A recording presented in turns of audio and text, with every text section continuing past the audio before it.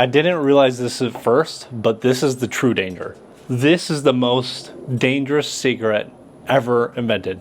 I'm just gonna put that out. I can't believe this. This is a death trap. I'm holding a death trap in my hand. For your own safety, do not try these. They are too good, and it can lead you to a very, very bad rabbit hole of negative consequences. Warning, my intention for this video is to prevent people from trying nicotine and to help others quit. Nicotine is an addictive chemical and should be avoided.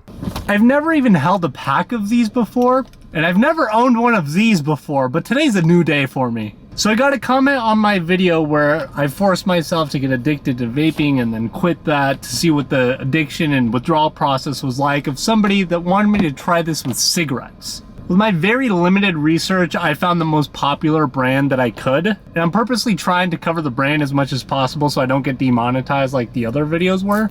Because also, I'm genuinely not trying to promote these. I'm gonna open it up.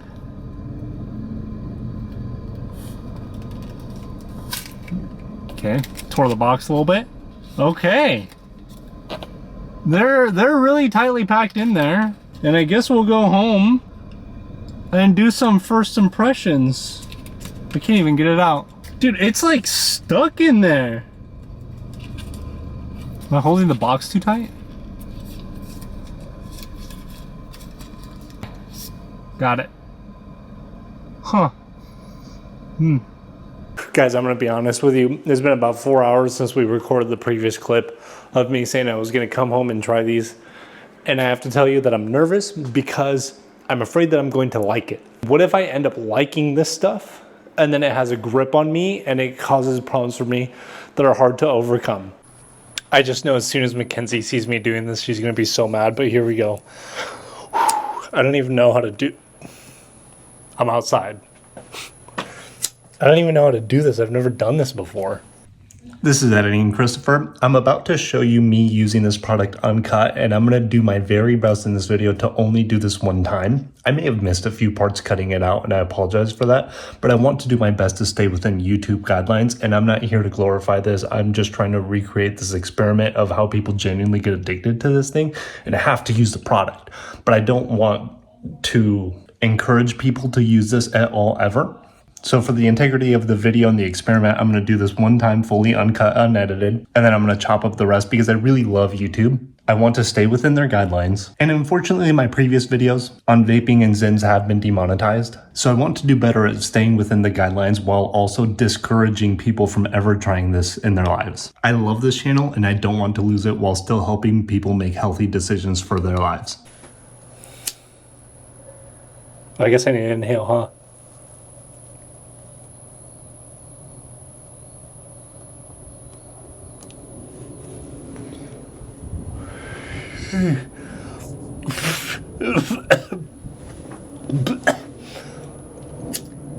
I don't think I did it right.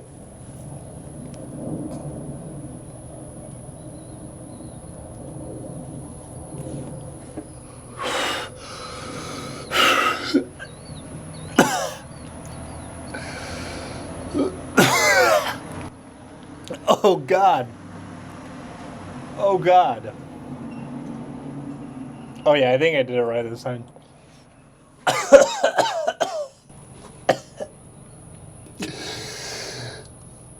Oh God. Wow. I'm already feeling good though. That's crazy. Oh, it's probably going to take me a minute not to cough. Oh my goodness. Okay. Wow. I don't even have an ashtray. What do you do if you don't have an ashtray?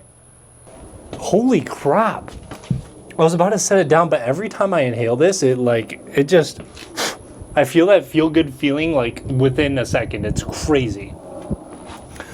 This is even faster than the vape and Zins. I see why this is addictive just immediately off the rip. That's crazy.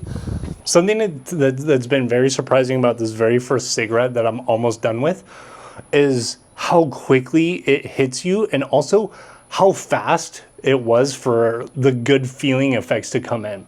Every time you consume nicotine, it releases like positive chemicals, positive feel-good chemicals in the brain.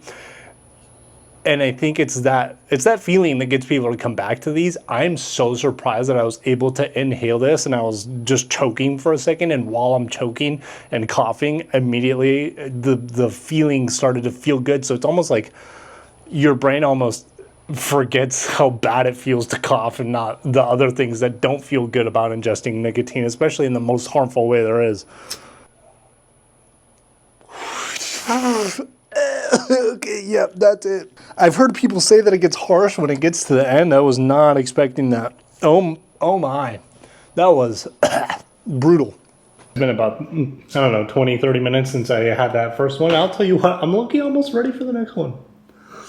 It felt good and I still feel good. I'm not going to do it yet because my mouth feels dry and not good. So I'm going to drink water because it also gave me a slight headache, and I think that I was probably just doing it wrong. But when I mean slight, I mean like 5% of a headache max. Like it would be almost negligible. So I'm just gonna make sure I hydrate and drink up some water, and before I dive into the next one. Also, I want to get a little bit of work done. But you know what I can already tell is kind of like a nice little mental break, and I think the reason why a lot of people can get addicted to this is because it almost makes you step outside to forget your problems for a second and just be present in the moment while you're inhaling a feel-good chemical. And I can just already tell that is going to be one of the main problems with this thing, because you know what, like, the daily life can be stressful and there can be a lot of things that go wrong and things that don't feel good. And when you can just, people say, take a breath, take a moment, take a breather when you need to calm down. It's almost like doing that, but for regular life. And it's like, okay, go take a breath. And then Marlboro says, of nicotine, that's going to make you feel good no matter what. So I think that I can tell that that's going to be at least for me, that's probably going to be one of the things that I'm like, oh, it's time to step outside and relax for a second and do this. Something to be aware of. So it has been a couple of hours now since I last took that rip. And that rip since I smoked the last cigarette. And I'll tell you what, those feelings are now, the positive feelings of it, I think lasted a good amount of time. They were in my brain for a while, so it was kind of prolonged. As soon as I finished it, I immediately had the urge to go for another one. And that feeling to immediately have another one kind of faded. The only reason I stopped myself from not sending it immediately is because, one, I didn't want to feel sick overdoing it like I did with the Zins.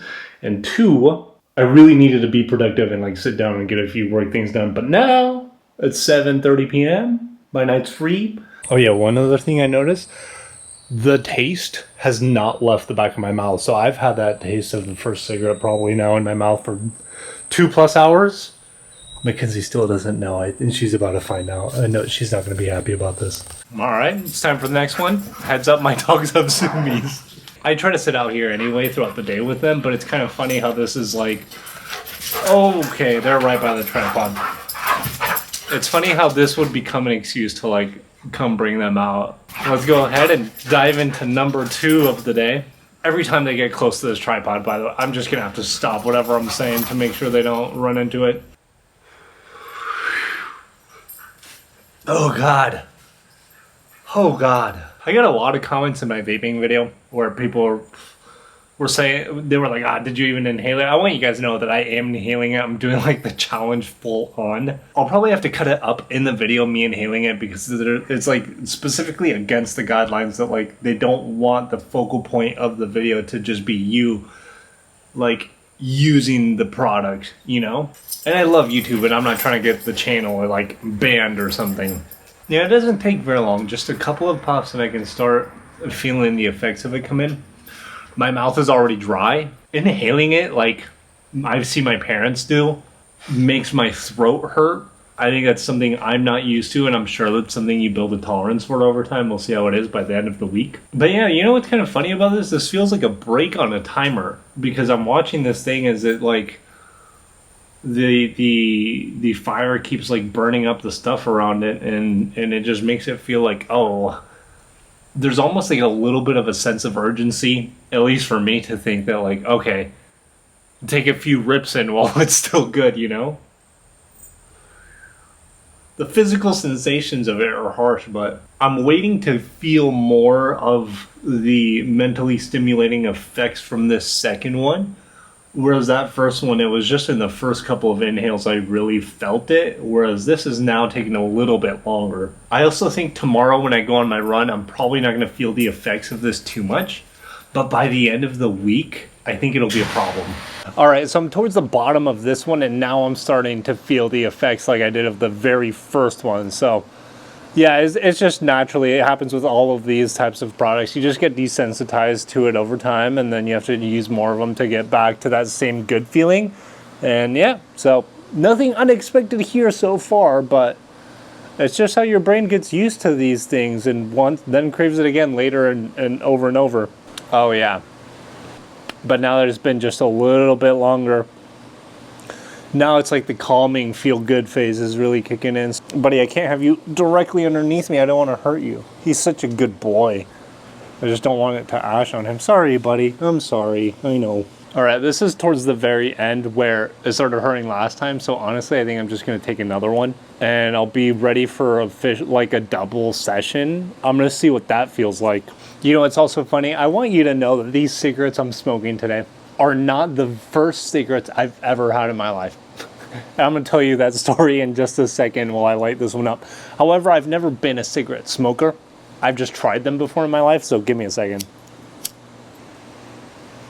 Whoa, this second one, immediately, because I think you got to also do a big inhale to get it started, I think. I definitely feel the effects of it compounding. Okay, so let me tell you the story about my first cigarette ever. We were like at some party. I was like 16 years old. We were at some party, and you know, somebody's parents are gone in high school and you're doing dumb things. There was this guy in our class that was like, he was like one of the coolest kids in school. I brought this one girl with me to that party, and I thought she was so attractive. Some of us were outside, including the really cool guy. And the girl was next to me, and he offered me a cigarette. That's usually how it always is. It's always a friend that offers you probably your first cigarette. He wasn't the first person to offer me a cigarette, and I'll tell you about that tomorrow because they're going to call me and we're going to talk about it. But he offered me a cigarette, and I immediately in my brain, I did the subconscious math. I said, yeah. And you know why I said yeah? And I took the cigarette from his hand? It was because I wanted the girl to think I was a bad boy. And so I grabbed that cigarette, having never smoked one in my life, and I ripped it in front of her, and I felt so cool in that moment. Because that was what, like, one of the coolest kids in school was doing. I'm going to be honest with you, she did think I was cool. But you know what that also taught me? Girls that think that you're cool for doing bad things to your health are not the type of girls you want to keep around. But that's a whole different subject for another day. So that night was the very first night that I had my first cigarette, which also reminds me of how people, I think in my generation, see these things compared to an older generation. Like my mom smokes cigarettes. She's smoked cigarettes my whole life. So does my stepdad. And I guess my dad doesn't, but a lot of people in my life, I grew up, people were smoking cigarettes around me every weekend, pretty much every single day too. So I'm used to seeing these around the house and in my life, but I never got curious about them because I think just my generation and like Gen Z is just like, we look at these with a bad stigma because of how much like cancer causing research has come out on these, that I think a lot of us just aren't interested in it, and then it's seen as unattractive and unpopular. But then I think back to my parents' generation, and for them, this was a cool, trendy thing for like what vapes were. And I know some people make fun of vapes, but like honestly, if you're in that scene right now, vapes are really popular. And people, if you're at a club or something, people want to come up to you and rip your vape, and you make friends with people just because you're sharing your vape around, and it's a thing. I mean, I made so many friends because I carried a vape with me all the time. And I'm gonna be honest, a lot of girls thought it was attractive, especially at the time I was single before meeting Mackenzie. I don't know why, but it was just like a thing, and it would open up conversations and whatnot. So I'd meet a new girl at a bar, and she would see me vaping, and then we'd talk a little bit. Then she'd ask if I could rip my vape, and before you know it, you're following each other on Instagram. You might go out on a date later the week, etc. So it was like a genuine benefit, and I think this is what it was for like my parents' generations, what like the cigarette was. Unless I cut it out, earlier in this video I mentioned how the brand of Marlboro reminds me of Formula One because it used to be on the Ferrari cars. Maybe I'll pop a picture of a Ferrari car up there. And so many people got hooked on these things because they were seen as so cool, and having it on the Ferrari car, which is such a prestigious brand, is an example of how like culture changing and culture cool these things were. I remember when I was in school and they were teaching us like cigarettes and nicotine and like why you should avoid it. I remember they even mentioned at some point when these were brand new, some doctors were even saying it was beneficial for you. I'm sure they were just paid off back in like the 1940s and whatever, but it's just making me think of how some things are marketed to be cool when they're bad for you. And they have to be marketed to be cool in order to be successful, because nobody would ever be able to sell you this if it said, okay, this is the probability of causing you cancer. This is how much more likely you are to die here smoking. No, it's going to be like, oh, all the cool people are doing it. You have it as well. And that's how they get people hooked. That's why I smoked my first cigarette ever, trying to be cool. And so these are just trying to be tiny little cool sticks. All right, this is probably going to be my last hit. Yeah. When it gets that low, it does not taste good. I'm going to call it good there, though, because although I think I could go for a third right now, the back of my throat is getting a little itchy, and I think that's just from inhaling it, so now the back of my throat is dry. I'm low-key really excited for later in the week. What I'm going to do is maybe have like a beer with one of these things, and I bet you it's going to feel so good, because at least right now, I'm going to tell you it does feel good. I feel good. So that rip itself did not feel good, but it's still like the positive feeling effects are still there.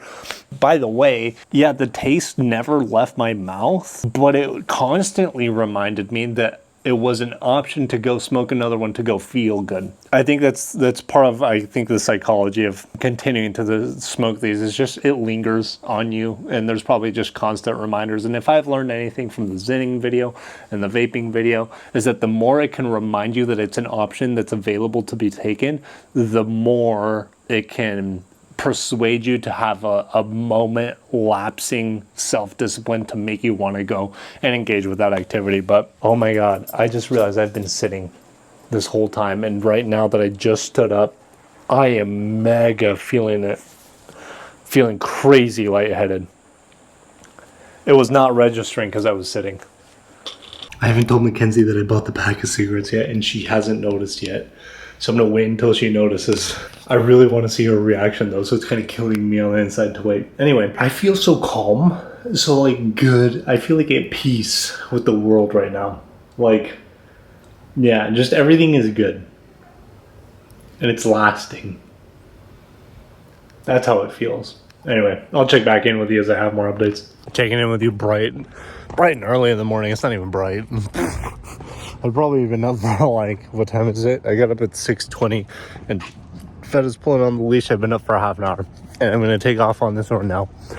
And I'm feeling not too tired, not too groggy, but I can, now that I've done this a few times, I feel like I'm getting an expert at like seeing how nicotine affects my body. I'm feeling a certain sense of, there's like a certain tiredness that comes when you're taking nicotine that like coffee can't fix. I don't know what that is. I don't know what the scientific name for that is. I'm not a doctor, but I do know that I can feel it. So I'm going to take off on this run. Also, I still have a slight cigarette taste in my mouth. I brush my teeth, don't worry. I'm a clean guy. But my mouth still has a very slightly different feeling, and I think it's like when you inhale like a cigarette, like the smoke of that and whatever is in there goes like, you know, all the way down into your lungs and everything. But I'm sure it's like burning and searing stuff, and it's like the back of my throat is where I can feel that slight like cigarette leftover. It's very slight, but it's enough for me to know that like that's not normal. It almost comes with like a feeling of, you know, like the very first day of like being sick, that you're about to get a sore throat and you're like, oh no, like, is this what I think it is? And you like look back there and it's like slightly red because you had some feeling that it was alerting you to like something's up back there. That's what it feels like, almost. Yeah, that's it for my observations since I woke up. And I'm gonna take this girl on a run. Quick running update. We're about halfway through this 5K. Well, I'm mostly good. I do feel a slight irritation right here. It feels like it would be like the top of my lung. I promise you I'm not capping. I don't really think it's placebo. I'm trying to be very aware of my body. So I don't have difficulty breathing, but I promise you I can feel some irritation just like right there. My stepdad used to wake up and smoke a cigarette, and I always thought he looked absolutely ridiculous, but I'm about to do the same thing. So, how the turntables, huh? Here we are. Anyway, I'm gonna give this bad boy a rip early this morning. I just feel like doing it because, you know what? I just had a run. And what these felt like to me yesterday was a very relaxing moment. I hate to say this because I feel like this is something that would be addicting to me. It's the fact that it literally makes you pause your life to take a moment to stop and enjoy it. I come out here and I enjoy the moment with my dogs, but this really makes me sit still, and it's going to make me sit still for a longer period of time. Watch this beautiful sunrise that's going on after I just had a good hard run. And it's gonna essentially, I feel like what these do is they make you have moments of peace if you want to have nicotine with them.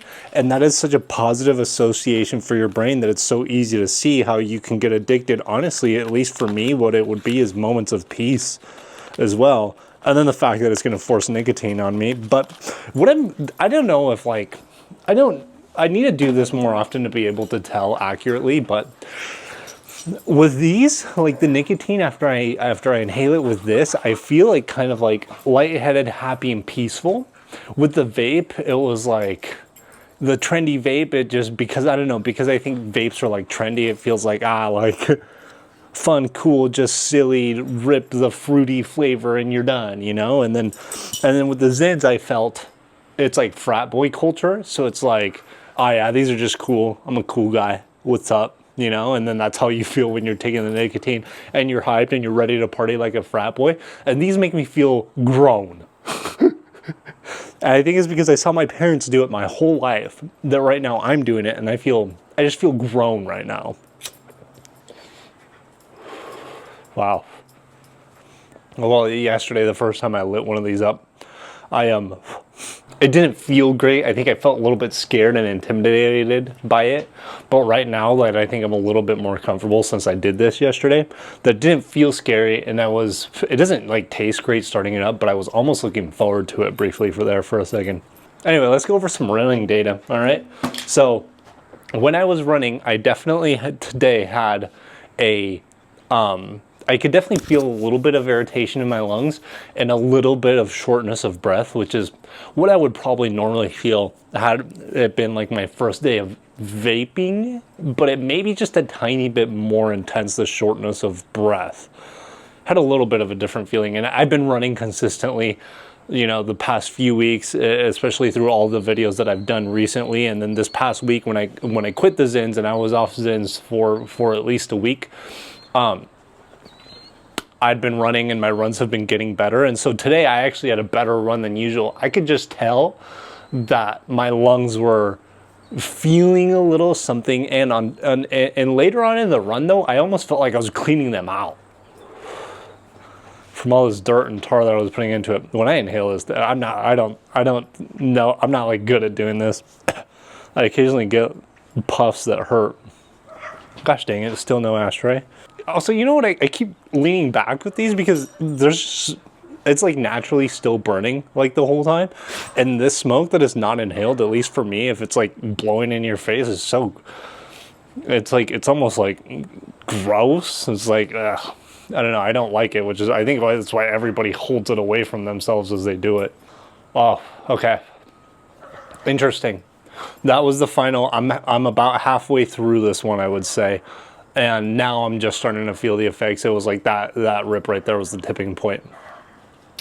Also, I checked out my sleep score last night, and I've been sleeping with the Ultra Human Ring. I have to tell you guys, I love the Ultra Human Ring, and I hope if Ultra Human ever sees this, I want you to know I love the ring, but it's been making me so mad that the battery is dying so fast. And it says that there's a firmware update to fix it, and I hope it does, because this has been annoying. Last night, my sleep was a little bit slower than a little bit lower. It's a 77, which is actually still pretty good. But for example, when I was using the Zins, I was at like 81, 82 most nights. So I'm going to keep an eye on this. It could have just been a fluke, you know, random nights of not sleeping. So something to keep an eye on. This far into this cigarette, and I do not want to take one more rip of it, because now I know that I feel like this next one's going to hurt. I decided I'm just going to do it for the video just to know if it's going to hurt. Yep. No, I know. I'm never crossing that barrier. Okay. Still no ashtray. You know what's interesting about hitting the cigarette compared to the first time that I vaped or took a Zyn? It's that because my parents did it, it made me feel not as intimidated by them as the first time that I ripped a vape. I was like, oh, this is kind of sketchy. And then the Zyn, you can go watch that video. I mean, I was sweating, I was nervous. Hold on, dogs. I was like scared of it, you know? So I think that's what these companies absolutely love as well. It's that people turn it into a societal norm, and then it's not. And then they can hook younger people into it so that they're lifelong customers, because they made it not scary in a way. Yeah, you know what the overwhelming sensation that I'm getting right now is? I just feel that everything is at peace and everything is calm. This method of ingesting nicotine, I'm just like, my brain is just associating with peace and calmness, and that could definitely be very, very addictive. Guys, I just washed off my patio right here, and the amount of like black tar that I just swept off of this thing from the cigarette like ash that had been falling was actually kind of crazy. I just realized I'm wearing my shirt inside out. Oh, you guys can still see that in the video. That was such a funny mistake. Okay, so I had my first cigarette after I finished that run. I just had my breakfast and like ate and whatnot, and I was about to head up to start my work day. But in the back of my mind, I now what happened was that feel good, peaceful feeling like kind of finished and went away. I'm almost debating on going out and have another one right now. I looked it up. According to ChatGPT, most people smoke between 10 to 20 cigarettes a day, depending on like country and etc. and what other factors there are. It says that last year, the amount of cigarettes being consumed per day was decreasing. So now there's a larger percentage of people that smoke less than 10, but I'm realizing that around 10, it seems to be the average, 10 to 15. So I can definitely see how just one wasn't fully satisfying for me. And also, I don't know, I think I've realized that as I'm doing it, it feels like the moments, like the cigarette itself doesn't last very long. It's just like, it literally is just like 5 minutes. So I don't know, should I send another one right now? Screw it, let's do it.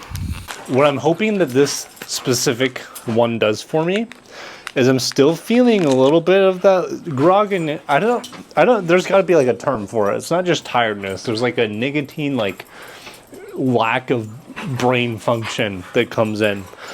Cause like I feel normal every single day, obviously, and then I start to have nicotine. I did it with the vape, I did it with the Zyn, and then the very next day, it's like your brain just isn't as alert until you have like a critical amount that raises every single day, and then I feel like, oh, I can finally fully concentrate on everything again. I don't know, it's weird.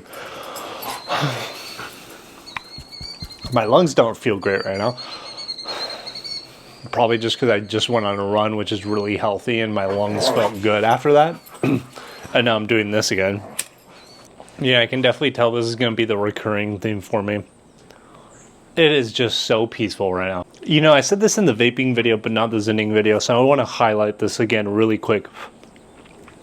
It's the importance of being present and paying attention to the sensations of what's going on when you're smoking. Because if I wasn't doing that right now, all I would feel is honestly just the positive feel-good feelings that are coming with this. I feel at peace, I feel calm, and also now that I'm almost close to being done with this one, I feel very sharp mentally. And I feel like I'm ready to start my day. So it had its effect. I feel like I hit the critical point where like, okay, now I can fully pay attention and focus on things again for the rest of the day.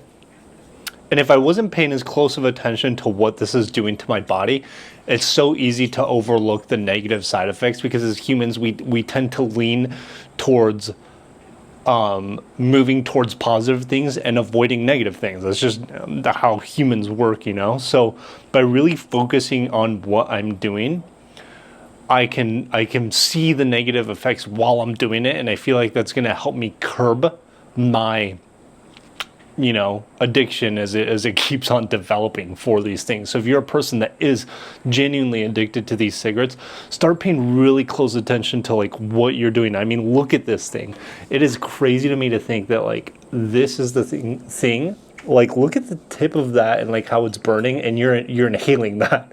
Just the visual appearance of it looks unhealthy, and the fact that you're putting it into your lungs, which is your primary source of getting oxygen, is so mind-blowing to me that as humans we've allowed this to like be socially cool and okay. Okay, I'm having one more because it still feels good, but also I didn't finish telling you what I was going to tell you, which is that I watched this one TED Talk that I'm sure it can be found on the internet. I don't know what the link for it is, where this guy was talking about how they got people to quit smoking, people that had wanted to quit using cigarettes and other, forms of nicotine, and they had them pay really, really close attention to what they were doing, what they were feeling, and what their sensations were while they were doing it. And he said that for so many people, they were, after paying really close attention to what they were feeling while they were smoking cigarettes, the physical sensations, they were like, they didn't like how their throat felt, what their breath tasted like, and like those other little things that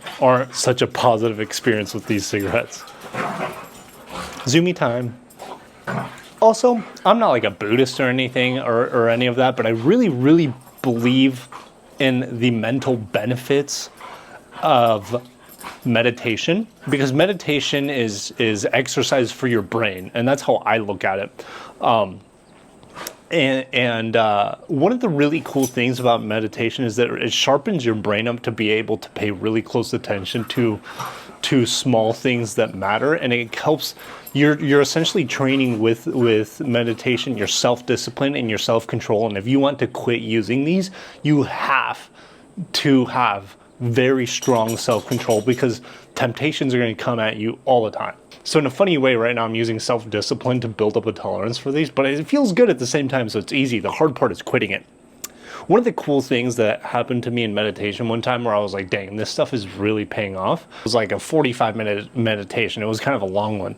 And I started feeling like pulsating through my body, and it felt really warm. And after a little bit longer of like feeling what I was feeling, I was like, dang, this feels like I can feel my blood pumping through my veins. I kid you not. It might sound crazy, but hear me out. I swear I could feel the sensations of what it felt like for my heart to beat, and then all that blood flow go through my body and the direction that it was flowing. And then I looked it up afterwards, because I had never seen this before. I looked it up and I saw how the blood has like the way that it circulates around the body, and the track that it uses and the way that it goes around was the exact sensation that I had been feeling. I could feel like the way the blood was flowing, and it was so cool. And then after I saw that what I was feeling was what biologically was happening, I was like, dang, this stuff is not a joke. This is like genuinely helping me pay attention to things that you would never even think are possible to pay attention to, which was what I thought was like, to me, that was the convincing day that I was like, I want to do this for the rest of my life, because it is just so healthy. And then, there's so many studies now that talk about the benefits of what it does for your brain, how it helps you heal your gray matter, which is apparently really important for your brain. I don't know what it is, but it's good for you. And it talked about how like a lot of people, especially people that were like,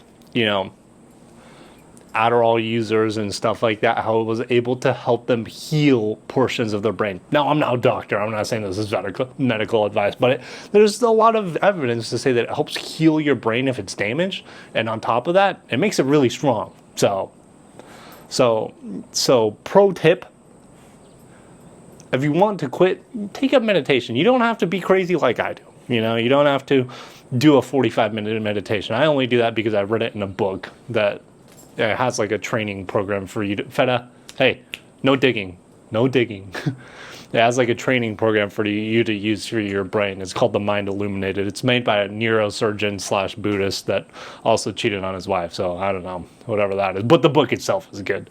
Don't quote me on that, but I'm pretty sure that's what I saw. Sometimes if I don't have time for a 45-minute meditation, I'll just do like a 5-minute, just to be in the habit of it. Also read this book called Atomic Habits, and it talked about, honestly, just start a habit, and if you only do it for 5 minutes, go for it. That's what my friend Andrew did when he started running. My friend Andrew, I love that guy. He was really overweight at one point. He weighed over 200 pounds. He's like he's probably average height, like 5'10" or so. My guy did not weightlift at that time, was not weightlifting, weighed over 200 pounds. He felt fat, and he didn't like going to the gym. So you know what he did? He started going to the gym 5 minutes a day. He literally would walk in. He just maybe took a few steps on the Stairmaster, walked out, and eventually he was like, I'm already here. I have some free time. Started walking a little bit longer. Those 5 minutes went to 15 minutes and then 30 minutes. And this guy's crazy. Last year, I think he ran 2 ultra marathons. And this is from a guy that was overweight, did not like working out, forced himself to go to the gym for 5 minutes a day. And then before you know it, he developed a passion. And now he's running ultra marathons. I was about to help him do a 100-mile marathon. That was his goal. I was going to be there for him for 24 hours straight or longer, however long it took, and help him do this marathon. I was going to pull an all-nighter, be his support group, give him food, give him whatever it needed as he ran 100 miles. This man's crazy. But it's just from, starting a habit, starting small, and letting yourself, honestly, learn to enjoy the process as you get better at it. If I don't feel like I'm good at something, I don't like doing it. I think that's pretty normal, though. You just have to be intentional about doing things that are healthy for you. Unlike right now, that I'm being intentional about doing things that are bad for me.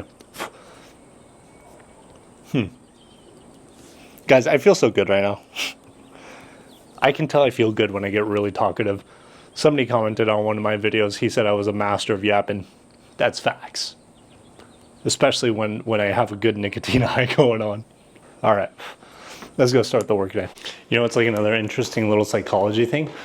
My parents, because they've always smoked throughout my whole life, they used to have like a smoking drawer or whatever in the house, and whenever you'd open that drawer, it would just reek of cigarettes. Then I threw away one of the cigarette butts in the garbage. I opened that up yesterday and it smelled like cigarettes, and I was like, oh my God, that smells just like my parents' drawer. And back then, when I was a kid and I would open that drawer, I thought that drawer smelled disgusting. But now that I did it, and I'm the one smoking cigarettes, I'm like, it's not that bad.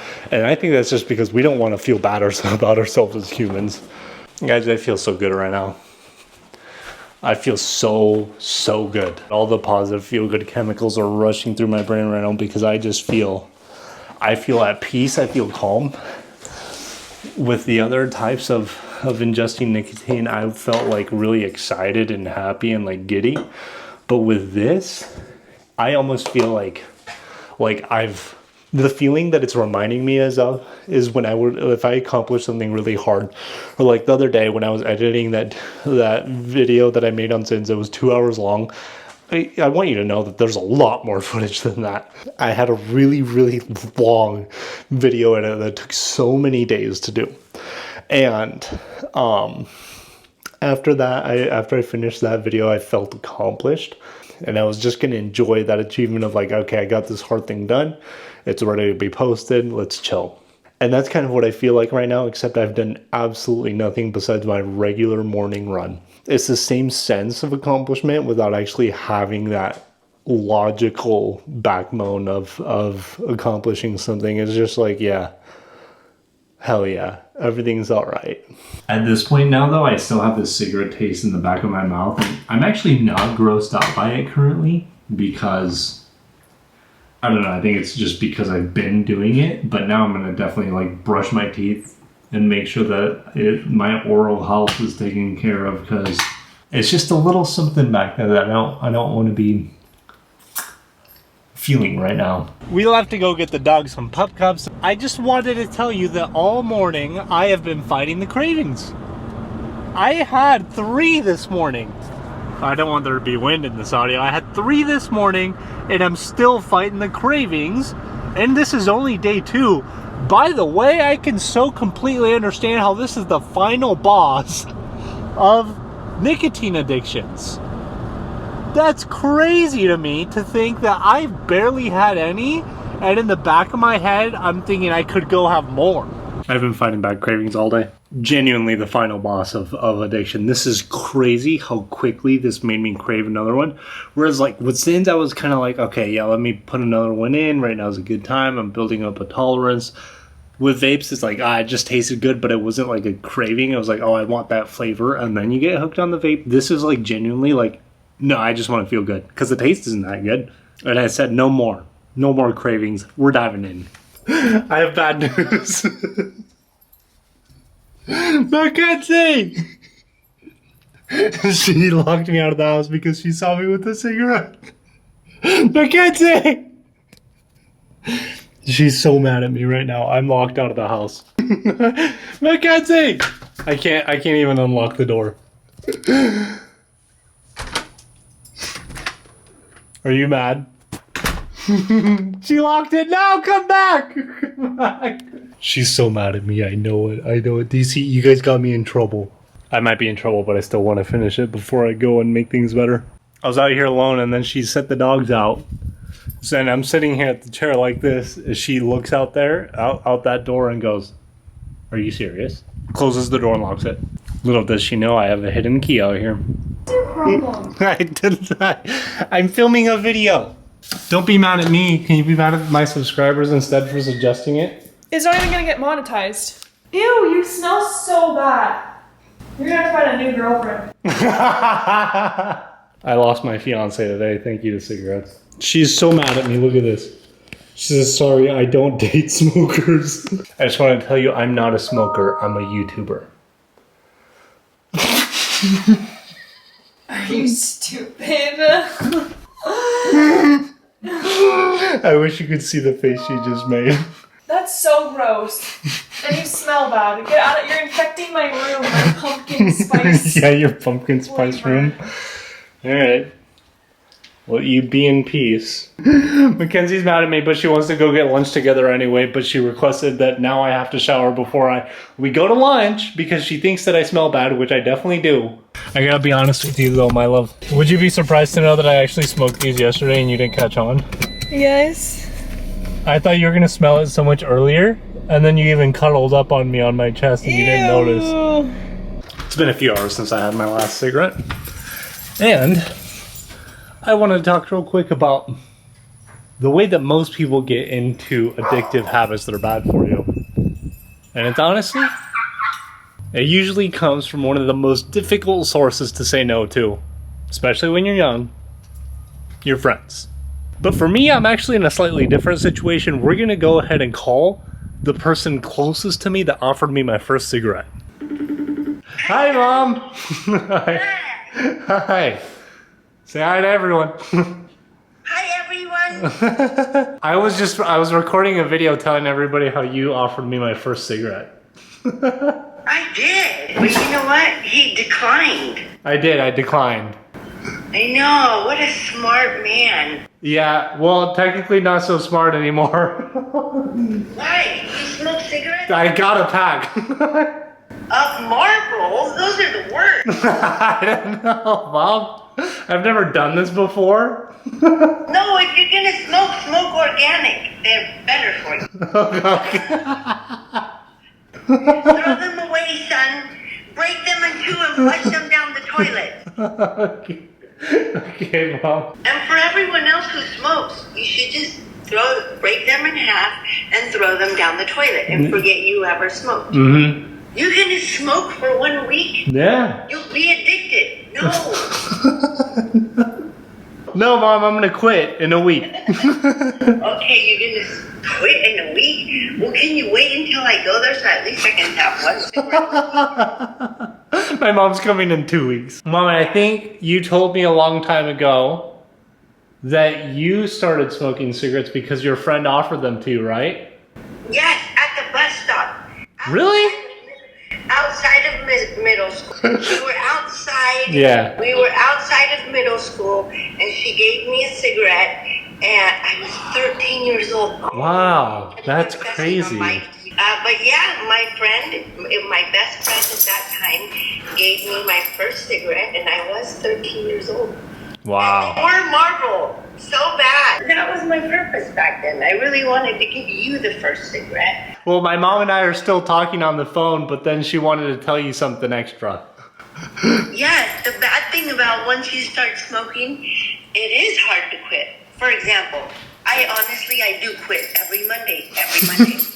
And then Friday and Saturday come along, and those 2 tequilas come with it, and then I forget. Something after the second week, I'm like, oh, sounds good. So it is very hard once you start smoking. So don't start smoking. That's exactly the point. Yeah. It was an 80s thing. Not that I'm giving my age. I was like from the very late 80s. Yeah, see, my mom and I agree that like back in the 80s, the late 80s, cool people, they all smoked. That was what cool people did. Oh yeah, if you didn't smoke, you weren't cool. That's right, yeah. So that's how they get you. Then I was telling them how messed up it is that like it's such a bad thing for you, then they get you to smoke and do something bad for you just to be cool. So my advice to the whole world, don't start! There we go. That's the best advice there is. So my mom just told me that her doctor said that the people that have the hardest time quitting addictions are smokers. Once you quit, you smoke, 20 years can go by. Yeah. And you'll still have that temptation. Yeah. All right. So I've been actually craving one of these for a while, but I haven't popped one because things have just been going on. I have one though. My mom, she suggested getting something else, and then I told my friend Andrew about them. That I had the Marlboros, and I trust him so much because Andrew's done everything under the sun, and he said he said, tough first brand to get, man. Good luck in hell. And so then he suggested some other options that apparently are going to taste better because you know what? At least so far, I have not liked the taste of these. I like the feeling, but not the taste.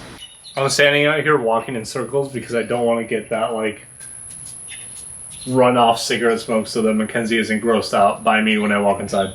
I knew this was going to happen. It took so much of this cigarette for me to feel the effects of it because it's later in the day and I've already had a few of them. So then it's like, this is how I can't believe how easy it will be to get to like the normal range, which is 10 to 15 a day. Because honestly, had I had one of these every opportunity that I had the craving for it earlier in the day, I would have definitely hit 10 by now. Also, I think I should have done a better job today of telling you how many times I had a craving for this. But they were just, I don't know, I was just doing stuff. This might be something that's more unique to me, but I haven't had food in a long time. And because this is a stimulant, it's kind of almost like taking a coffee on an empty stomach. It doesn't feel good. So like, I'm having positive, like the neurological effects. Like I feel calm, I feel peace, everything like in the world is all right. But I'm craving a second one, but I don't want to have it right now because I don't want it to feel bad until I get some food in me. Okay, so I ate and now I'm out here doing my thing, and honestly, I was kind of excited. One, I had already wanted another one, but also I thought to myself, like, again, I think what it is going to be for me is that I was like, oh, this gives me a good reason not only to bring the dogs outside, but to genuinely sit here and enjoy my time. Whereas previously, I would have rushed to go back inside. Yeah, I think it's just really pushing me to like enjoy the process of like slowing life down. And I think that's what for me feels so good about this.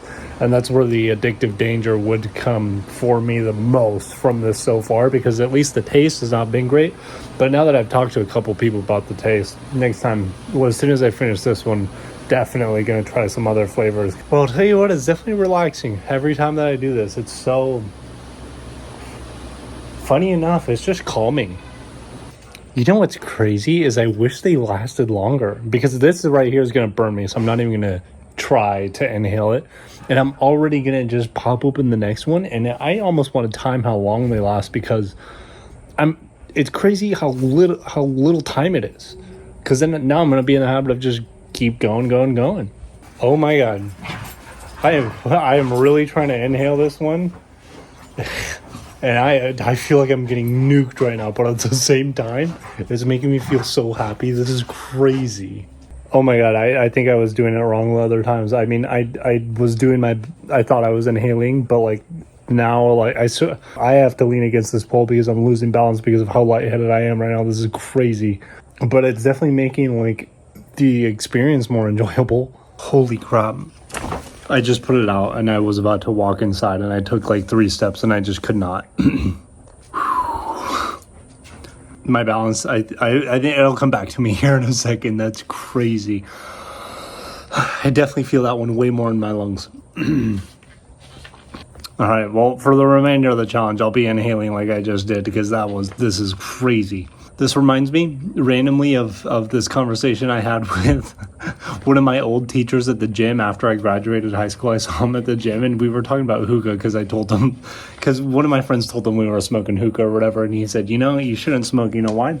He said, I was like, dude, I can stop whenever. And he said, you know, one of my friends used to say that quitting smoking is the easiest thing he's ever done, because he's done it 1,000 times. That quote stuck with me. You guys, it's 5 a.m.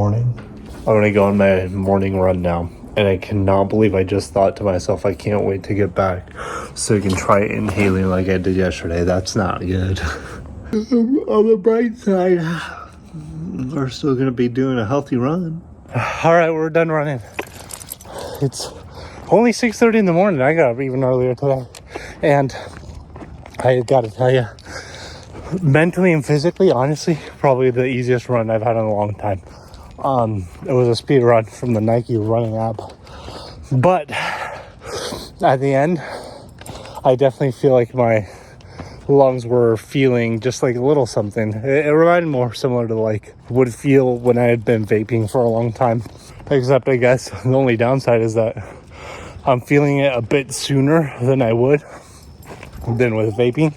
Vaping for some reason makes it take longer for me to feel it in my lungs, whereas this, it was like right here, like this general area, not my heart, but like just when I was breathing in, it felt like just a tiny bit of like, just a sensation that isn't like normal. I just know I wouldn't have felt that at all had there been absolutely no, cigarette smoking the past 2 days. So anyway, honestly, what I think I'm going to do is I'm going to sit here in peace and turn the light off and just hang out with you guys for a minute with the lights off. For some reason this early in the morning, no lights sounds better to me. I never thought I would be doing this. You know what the craziest thing about it is for me? I can't believe I was excited to do it. Yeah, the fact that I was excited to do it is definitely alarming for me, because there's a very real possibility when I'm filming these videos, right? It technically opens up the avenue for a lifelong addiction for the person doing it. I'm willing to do it. I'm not victim playing here, because I'm the one doing this, but it's just interesting to think that like we've normalized these chemicals that can become addictive to us and harmful to us, and we just allow them. I don't know, I think that's so interesting. And then we open up avenues for like lifelong addiction.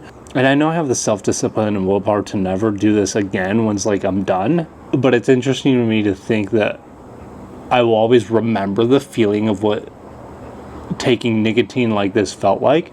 And there are times in life when life can just be stressful, and these are so peaceful to me that I just know that at some point in my life, my brain will remind me of what these felt like, and I'll have self-discipline at that time. But addiction is nothing to play around with. This is honestly what it's making me realize. I hope it doesn't sound hypocritical, because it's not the intention, because it's like, I do want to grow this YouTube channel.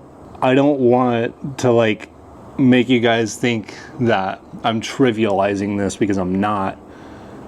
I think addiction is just something that's like actually kind of close to my heart because I've seen so many of my friends and family struggle with addiction. And well, last year my stepbrother passed away from an addiction. He passed away from fentanyl, and it's, in my opinion, you know, people don't start with fentanyl.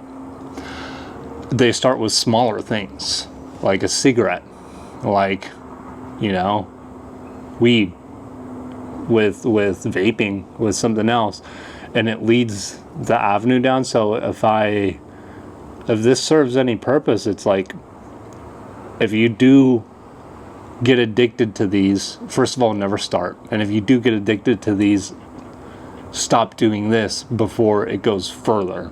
Now, I'm not saying that, like, this is starting to burn my hand, so I hope you guys are okay with me turning that light off for a second. You guys, this is editing, Christopher, and I really didn't realize how dark this footage was. And it was just because I just wanted to chill out there in the mornings with total peace in mind. That's what this is reminding me of at that time. It's just everything is so peaceful that, like, even the lights felt like not peaceful. So I just wanted, like, no stimulation, just like me and this cigarette. So it's going to be dark here for a little bit. And just a heads up, I smoke every single morning in, like, pitch black darkness like this.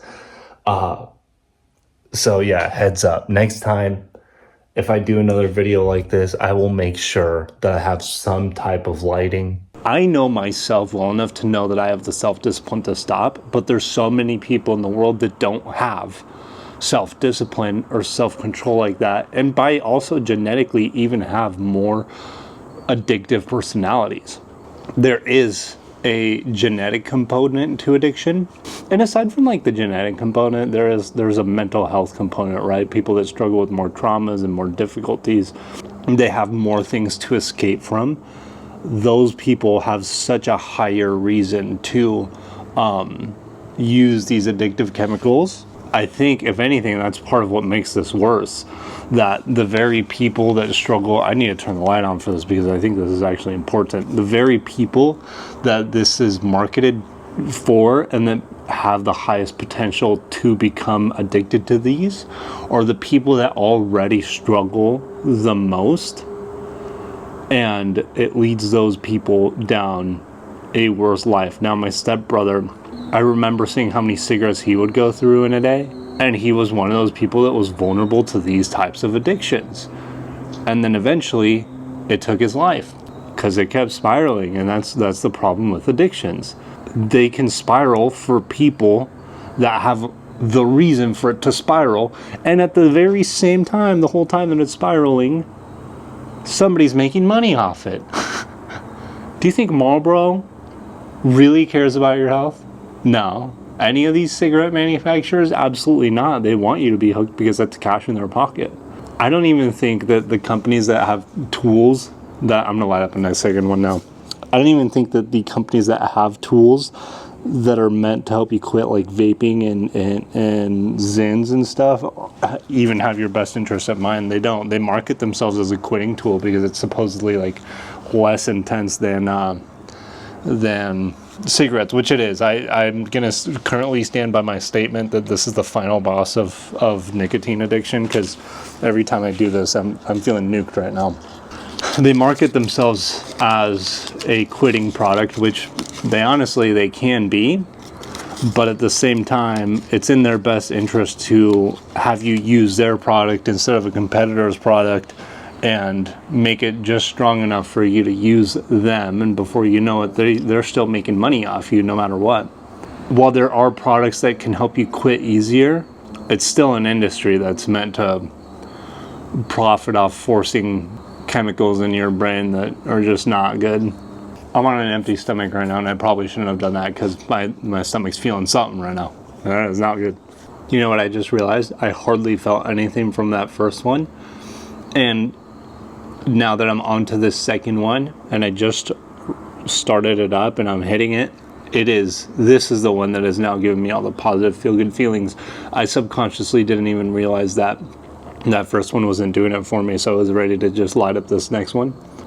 I think that's especially surprising because I've realized that The very first time that I ingest nicotine in the morning when my brain has had a rest for the previous 8 or so hours, that very first one in the morning, it's the hardest. So that first, vape hit, especially those first Zins in the morning, man, they felt like euphoria. You know what I challenge you to think about if you're a person that's addicted to cigarettes? It's what are you escaping from? Every time that I've had these, they remind me of peaceful moments.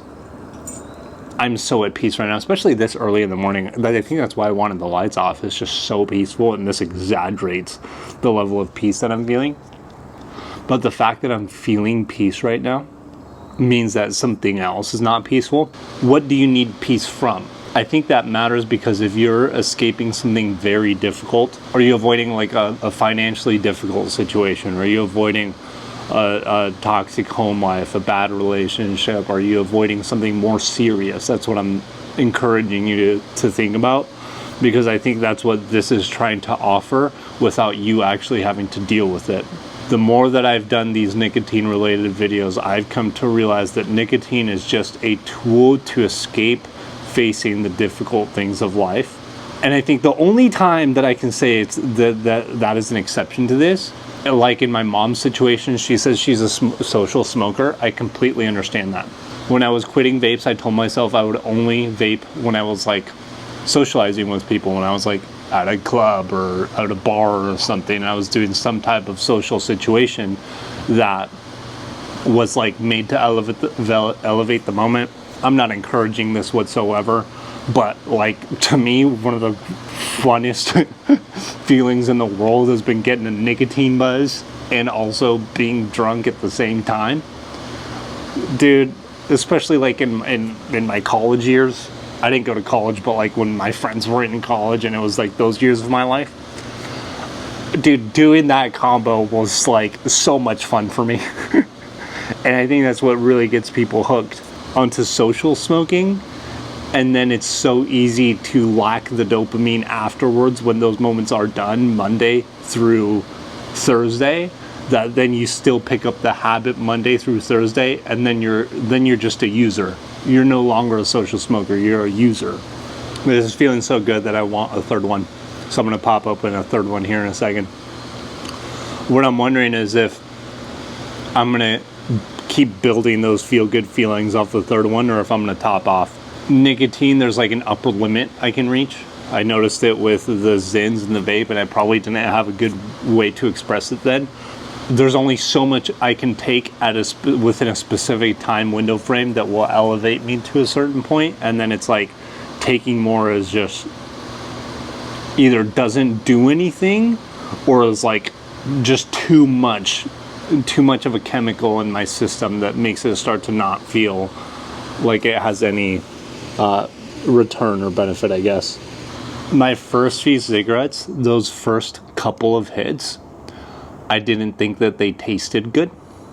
So it just wasn't very enjoyable, but then I would start to feel it probably after a little bit. I think now that I've gotten like, I guess, better at smoking these in a way, I just looked forward to those first couple of hits because those are the ones that hit me the strongest. I think before anything is burnt and you're just straight inhaling a big inhale.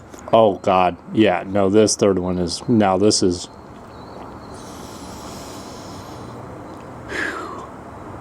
this third one right now is giving me like 10% less of what I felt when I smoked my very first one 2 days ago. So there's a tolerance buildup, but those good feelings are still persisting. And also those good feelings don't reach that same peak anymore. I cannot describe to you how good this feels currently. And the more that I hit like this peak of this feel good feeling, the more I'm tempted to like keep building on it by hitting it a little bit more repeatedly than those first two. When I had that first one, at the end of the very first one, I felt like my throat was a little bit scratchy at the very back.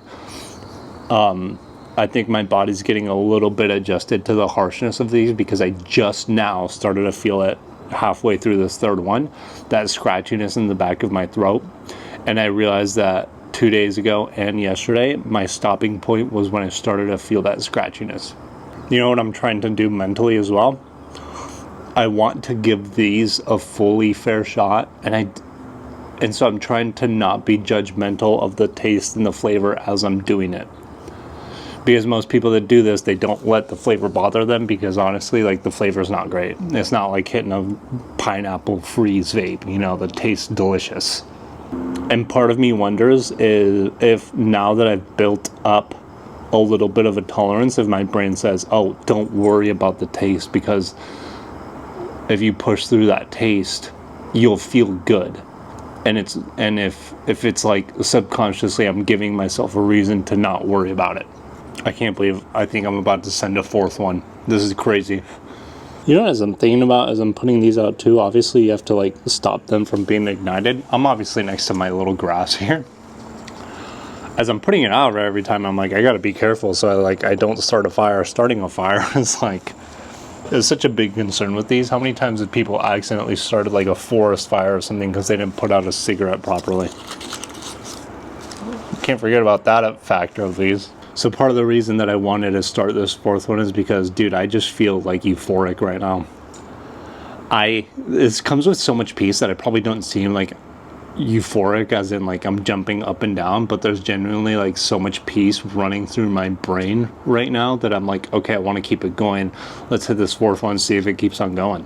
Also, I really wanted to send it on my run earlier today, so I have one energy drink can. I've been pretty good at just like either having 0 or just one energy drink a day, which is incredible, being down from 6. Oh my god, this feels so good, it's insane. But also I've noticed that because it dries out your throat, whenever I have a sip of this, it makes it taste even better.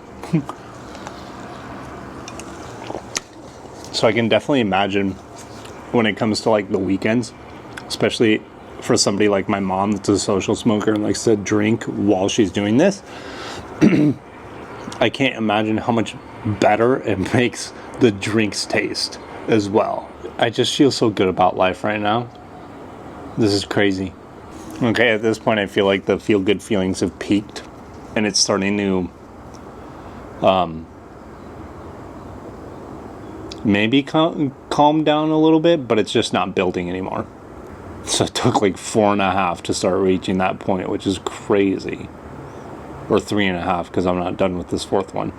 At this point, I'm debating if it would be worth it to even have another one after this. And whoa, I just got another good rush.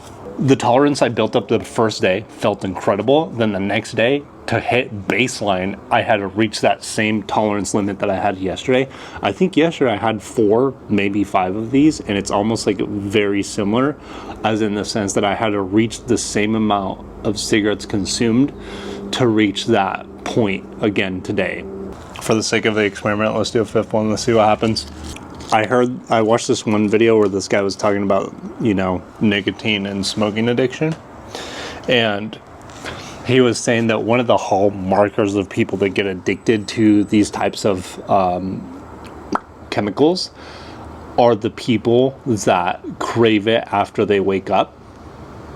I think I definitely fall into that category. I'm glad I have the self-discipline to like not do this later on.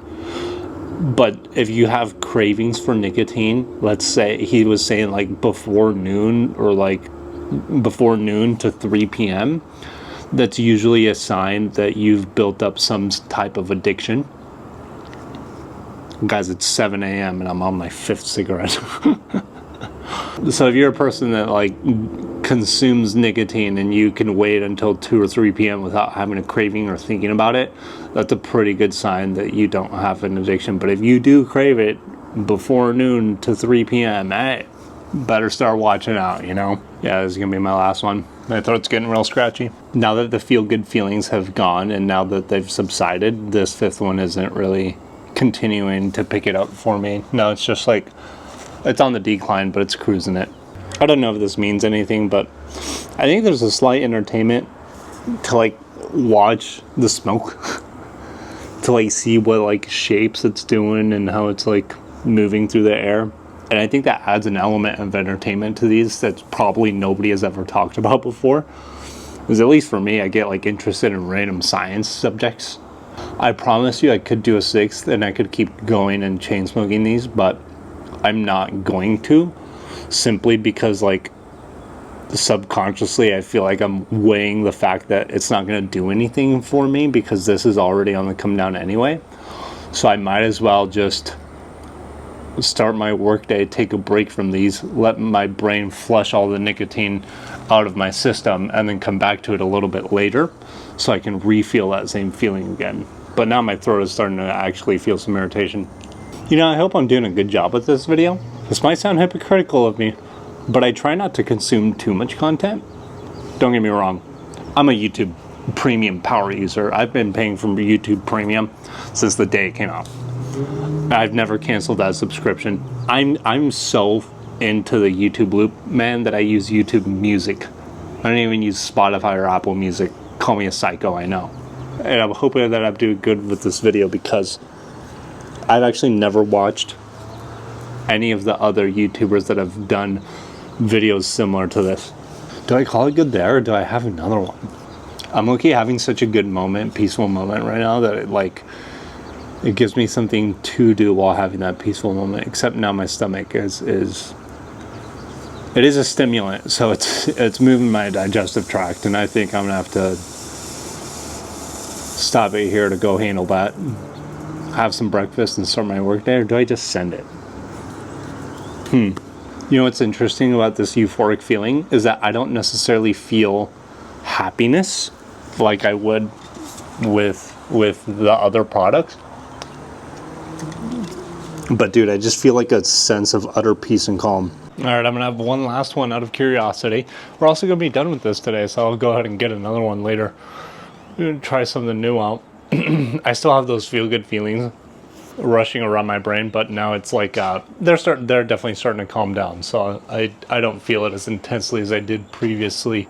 I almost spent so long doing this that I kind of wish I would have started my productivity here a second ago, because now this is feeling like it's taking up a long amount of time to just be sitting out here. But it feels good every time. Funny enough, I'm almost ready to put this one out before I even finish it, because it's starting to feel like too much. So good to know that 6 is my limit for the morning before 7:30 in the morning. Yep, the 6th one is not nearly as enjoyable as the other ones. I'm really feeling this one in my throat. My God. Look how gross this is. For me, just finding random places to put it out, all the like ashes that I spilt out and that.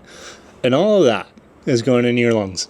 That last one irritated my stomach more. That was not a good choice. I should have stopped when I had the chance. What's up, girl? It's noon now. I have been fighting cravings for 3 hours. And the only reason I haven't caved yet is just because I've been pretty locked in. But I've been feeling the desire to have a cigarette, honestly, like every at least 30 minutes I'm fighting off a craving. I just had one, and it was kind of a good thing I waited a few hours, because I'm really feeling this one. I'll probably have one more and then head back into the office to work, and then after that we're gonna have to go buy some more. Crazy. I wasn't expecting to be here, ever. I wanted to do this because this is quite literally the equivalent of a midday smoke break. Not even the equivalent, that's what it is. But I swear I've seen, like, in my life growing up, just that's what people do midday. I don't know, by, like, middle of their work shift, it's like, I need to go take a smoke break or something. Guys, ever since I had those last two that I told you about, I haven't stopped thinking about when I'm gonna have my last two. Check it out. 2 left. There it is. Let's wrap it up. I thought I wasn't gonna record during this, but ever since I started like really inhaling these, I gotta tell you, just 2 absolutely nuke me now, and it is insane. There's so much nicotine in inhaling cigarettes, I guess the proper way that I wasn't doing before, that this is crazy. That's probably why I haven't stopped thinking about it every time that I do it. The lightheadedness, I'm going to be honest, it doesn't even feel great, but there's just an addictive component to these that make me just want to keep going at it, and then take a little bit of a break to recover from the lightheadedness, and then go at it again. These things are nuts, and I said it like a few times, and I'm going to say it again. This is the final boss of addiction because this is crazy. With the Zins, I wouldn't think about it all the time. I would just keep having one in whenever it like felt right. But with these, whenever I'm not doing it, I'm thinking about when I'm going to go smoke my next cigarette. I think that's how they probably most people that are addicted to cigarettes feel. It's like, okay, you have a break, but like when is the next time that you can get back at it? Dang. Well, we're going to have to go buy a new pack now. Okay, update. You know what I've noticed with these? First of all day today I've struggled with my self-discipline, which is not great. Moving from task to task has been more difficult. So I'm going to try to keep on doing better with that. And I'm just going to have to push myself because there's no way out of that one. Oh yeah, whenever I have gone now like over an hour or two without smoking a cigarette, my energy is lacking. I have so much less energy. And then I, like just now that I had some, even though like it's like a peaceful moment, my energy is like replenished. It's not like an abundance of energy, but it's like back to like baseline, like normal. Then I feel like I can be productive again. So I definitely think it's hijacking like my energy system, because it's not like me to have such little energy and such like little creativity throughout the day, which is, it's really unfortunate because I need to be as creative as possible as I'm making YouTube videos and content and stuff. And like, I need to have that creativity portion of my brain going. And this just like, honestly, it zaps it out of me and it kind of sucks. It just turns that like fun part of my brain off. Yeah, that's what I'm feeling. Just went to the store, got these American Spirits.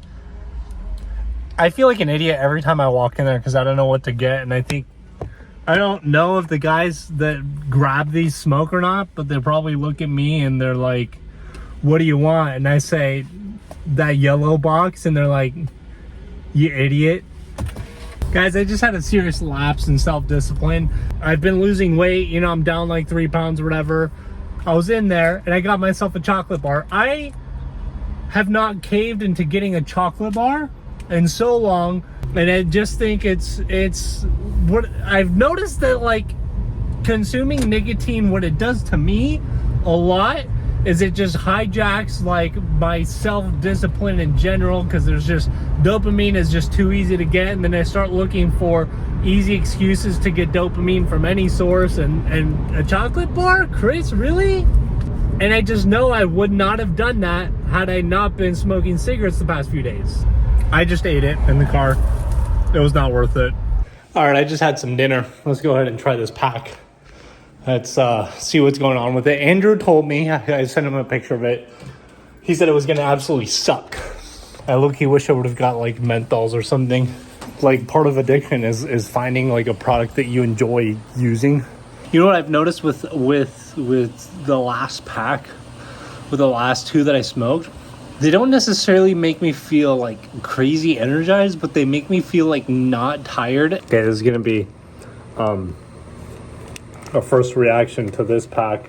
I guess even the smell of the box is a little bit better. That's not too bad, actually. I think just who I am is this is just like a straight tobacco flavor, and I'm just not a purist like that, you know? I'm a vape guy. I come from a history of berry blast. So straight tobacco just hasn't been it for me. So I guess we'll see. I'll keep you updated. Let's give this a shot. Okay, got it going. Already got that first buzz going. I'm going to time this, see how long it lasts, see what's up here. First of all, this is definitely what my parents use. Never thought I'd be doing what my parents did. I recognize the smell. It's distinct. I grew up with this smell. I just don't think I'm going to be a tobacco flavored person. So maybe tomorrow I'll just grab some menthols. So I just started a second one. I don't know how many I've done today, but I want to say I'm either on track or I've hit the like 10 that is the average. You know what's one thing that surprises me about this? How much time I've taken out of my day to sit outside and do this. That's almost an hour of just sitting out here and just inhaling smoke. It's a peaceful hour for sure. But it's funny, at least to me, to think that like a vape, you don't have to take time to hit it, but this, it genuinely forces you to sit down, relax, and enjoy the moment. And that's, I think, is probably a great de-stressor for people. And that's what it serves so well as. You know, it's an interesting thought that I just noticed myself having with these. is that they naturally like continue to burn as they go on. And I felt a sense of urgency to hit it more often so I could get more usage out of it. That's definitely a negative feedback loop of like feeling urgency to get more nicotine in you, to feel better, etc., to not waste the product that you paid for. I don't know if that's unique to me or not, but interesting thought that like, it's like, okay, I have this, don't waste it, you know? This pack is significantly more expensive than the other Marlboro brand. I noticed right now, I'm also like nicked out right now. I felt like a small headache start to come on, so I'm just gonna stop it there right now and just drink some water and go back to what I was doing. I'm curious how I'm gonna feel with those tomorrow, because it seems like this morning I had so many. I'm wondering how it'll feel tomorrow morning with this new brand. Oh, also because I don't really seem to love the flavor of just tobacco. Drinking water after that makes the water taste tobacco flavored. And it made me like not love that sip of water, so I grabbed a Coke Zero. This Coke Zero is like, because of that tobacco flavor, this is like the best Coke Zero I've had in my entire life. I'm up really early again this morning. I love waking up early. I've always wanted to wake up this early, and for some reason when I was like younger, like I just could not handle it. And like now in my life, it seemed to be able to wake up early and actually enjoy the morning. I am a little bit tired today, and I think I slept fine. Definitely think that I feel some like nicotine grogginess. My brain is just not gonna want to function properly until I have like a critical amount of nicotine today to get over that like portion of my brain that is desensitized to dopamine. Today's my off day from running. Running does a really good job of waking me up. Since I just decided to go on a walk because I wanted to get some physical activity so that I could like wake up more fully. Yeah, you know, this feeling really is like I'm awake, but my brain is just not as alert and active. That's what nicotine like grogginess feels like to me. Like I could not fall back asleep right now because I'm not that kind of tired. That style of being tired where you're gonna fall asleep is completely different than this like fuzziness and lack of energy and vitality that should be in my brain that's not. It's been hijacked. Welcome back to Christopher's morning smoke session. Again, I'm going to turn the lights off just because it's really nice to have it be peaceful. Anyway, I'm going to start smoking these bad boys and see if that fixes my energy. I wanted to tell you that my Ultra Human Ring actually had enough battery to survive. I'm going to message their customer service because I can't believe that it dies so quickly. Dang, my sleep score was 69. That's partially because I did not get enough hours of sleep. 5 hours and 20 minutes is pretty low for me. I do think some of my tiredness is attributed to that, but I want you to know that I don't wake up in the mornings with an alarm clock. I wake up naturally when my body says it's ready. I've been really good at meditating every single day. When I do consistent meditation, I swear to God, I need less sleep. I saw one study that said that meditation was just as effective as a nap. So it's almost like taking a nap midday. I remember when I was meditating about an hour every single day, I would average about 5 to 6 hours of sleep every single night, and I would have so much energy every single day. It was insane. All right, let's light this bad boy up and get this day started. Let me think about this. Do I have a craving to smoke right now? I don't need to smoke right now. I subconsciously find it exciting because I know it's going to feel good. My other like subconscious reasoning for wanting to smoke right now is because I'm so tired of feeling this like nicotine grogginess that I want it to go away. And by the way, I've gotten good enough at doing this now where I can definitely differentiate between sleepy tiredness and like nicotine grogginess. All right, I'm at a point where this is starting to wake me up. All right, we're about to light up the third one. I'm feeling a bit more awake, almost back to normal, but none of the feel-good feelings have persisted. Just like briefly during the inhale, I've felt some of them. So I'm still fighting to get back to baseline here. If you take anything away from this morning session, it's that nicotine addictions can affect your brain very, very quickly because of how strong they are. And your brain essentially becomes dependent on these chemicals to function at baseline level. It just feels like I'm getting to a point where I feel like I know that the higher like highs and like euphoric feelings are just not nearly going to be as strong anymore. Also, slight concern, I want you to know that as I keep smoking these, I keep having to move my dogs because they want to sit right next to me like this. And I get so scared that I'm going to drop ashes or embers on their fur. I'm constantly thinking about like the potential like fire and hurting threat that there is involved with like cigarettes. I know it's not that extreme, but I don't know, it makes it a little less peaceful when I have to take care of these little doggies and make sure that they, don't get burned or anything. So probably easier for people without pets or nothing, All right, 3 down. We're working on our 4th one now. Still haven't felt like great. I am feeling more awake. Partially the sun's out more, so this has been quite a long. What I'm starting to feel now is that like I know I'm not going to be as productive during my workday if I don't feel awake and I don't feel good. And it's just like my productivity is going to plummet. So it's like I wish I could be inside starting like my creative process for the day and start editing my next video and stuff. But I genuinely feel like I can't until my brain starts to feel better. The thing about like creativity work is that it requires like a lot of brain power, So I need my brain to be as active as possible. So it's like an opportunity cost that I'm facing where while I wish I could just have started that already, I know that if I don't keep on smoking at this point to feel better, it's not going to pay off as much as I should. So I might as well just keep on smoking to feel better and then start my work day. That's probably a situation more unique to me, but I think a lot of people can relate with the feeling of needing to continuing to smoke and ingest these chemicals to get back to a baseline that allows them to live their life normally as they would want to. So yeah, that's kind of where I'm at. It's also crazy to me to think that so far I've needed at least 4 and I've not had any of the like euphoric feelings persist.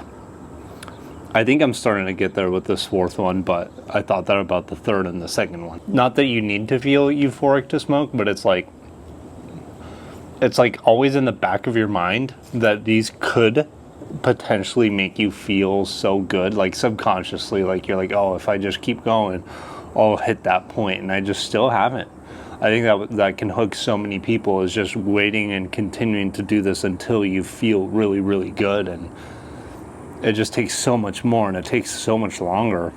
All right, on to this 5th one, and I can say that at the end of that last 4th one, I am now feeling almost fully back to baseline. I'm starting to get a little bit energized, and a little bit of those euphoric feelings are probably starting to kick in. I think that's crazy to think about because yesterday, how many did I need? Like 2 3/4 or something, almost 3, and now I'm on 5. And I'm starting to feel the same feeling that I did yesterday. Talk about desensitization, right? This is what I mentioned yesterday where I was like, the number that you needed yesterday to like feel good is like now your new number to feel baseline, and then you have to build on top of that to get even higher. It's crazy. I should have seen one time I started doing this because I'm probably like 45 minutes deep into this. All right, so I just had another one for a total of 6, and I feel back to baseline. So that's where I'm at this morning. I'm not gonna have a 7th one. That's just nuts right now. So I'm gonna start my work day. I'm back to baseline. I never hit those euphoric feelings once. So now let's start our work day. I'm just letting you know I came into this grocery store with a vengeance today.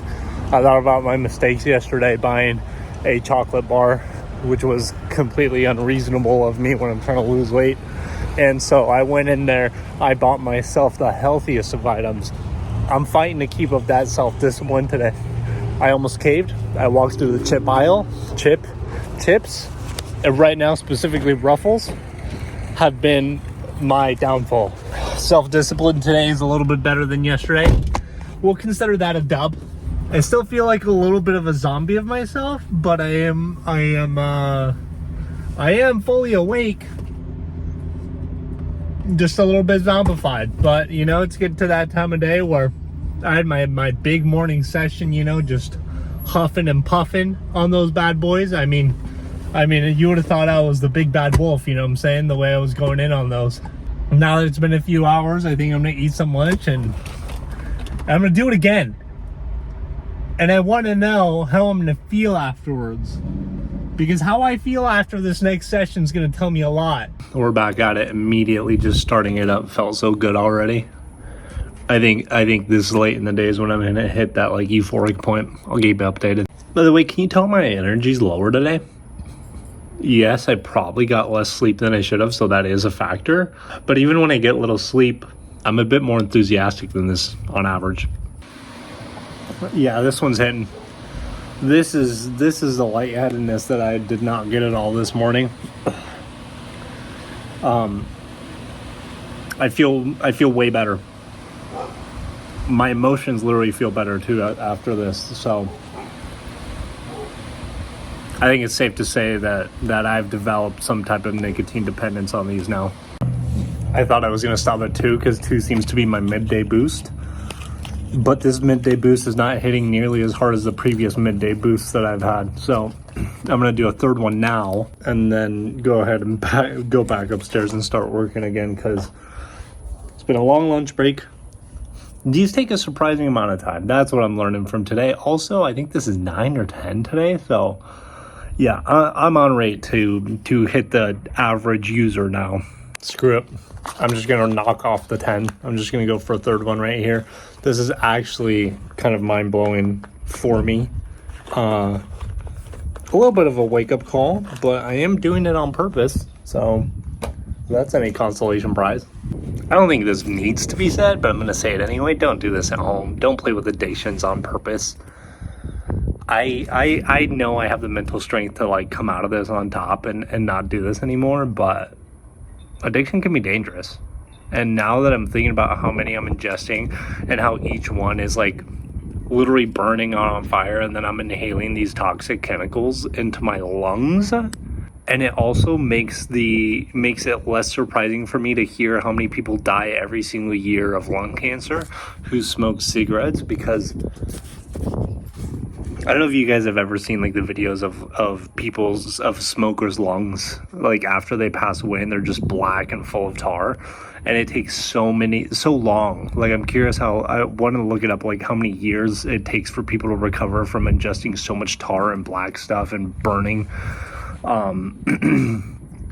burned chemicals into their lungs. That this is just mind-blowing that we as a society have decided, like, are just cool with this, you know. All right, update this fourth one. Number 10 of the day is like it. Finally, I can officially say this feels like the last boost to like get me to a feel-good spot. It's not exceptional, but it's like, okay, I feel good. I feel like I'm ready to continue the rest of my day after this one. All right, that does it for those. Time to head back inside. I don't feel euphoric at all. I just feel like slightly good. If 5 out of 10 is normal, I'm at like a 6 out of 10. Yep, so that's where we're at with these. You know what I am surprised about?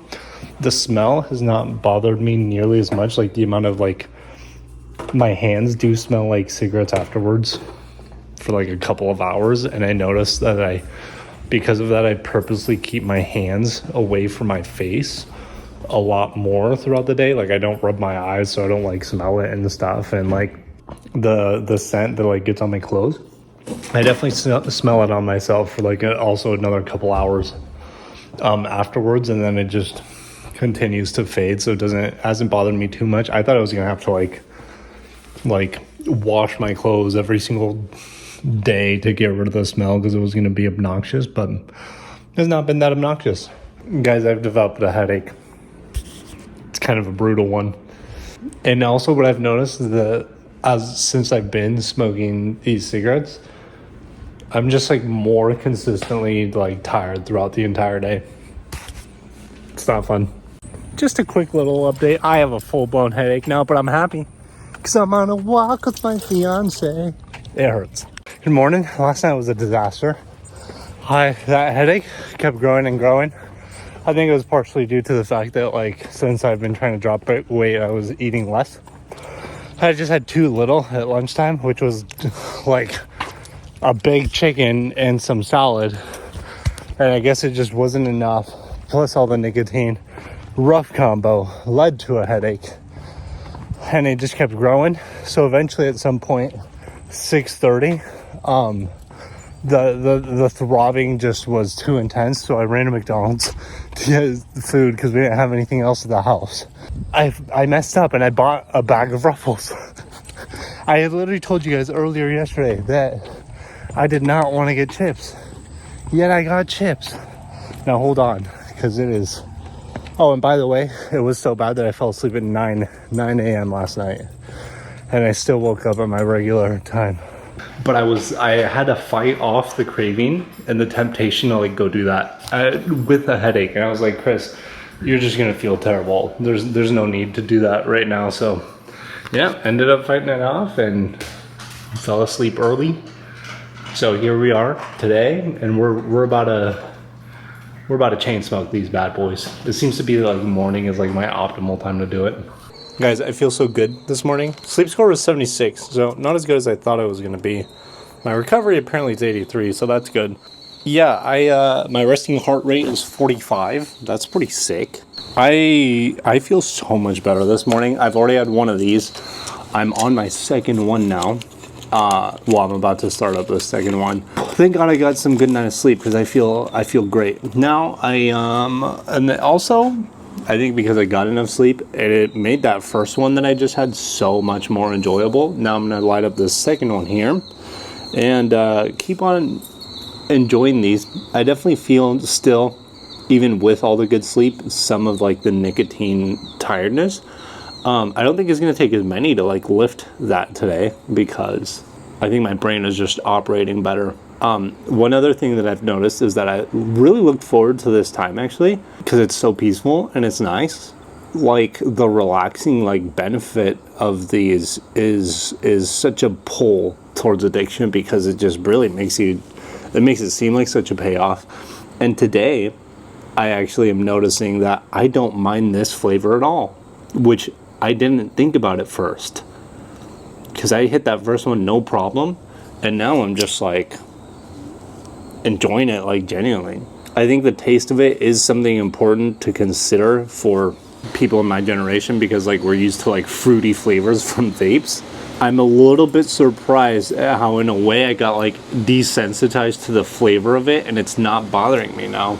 I wouldn't go so far as to say that it tastes good because that would be probably an extreme statement, but it does not taste bad right now. That's what's blowing my mind. Okay, so I stopped myself at 4.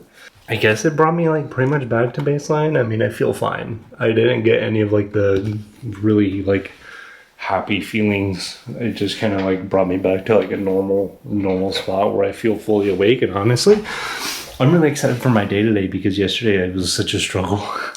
It is 11 now, and it's like I'm getting another craving, and I'm gonna cave. I'm gonna do it, but I think I've noticed that it's like it lasts me like 4 hours or so between like cravings, and I feel like that seems to be my average. But like then the craving comes, and it's like okay, like let me go do this like now.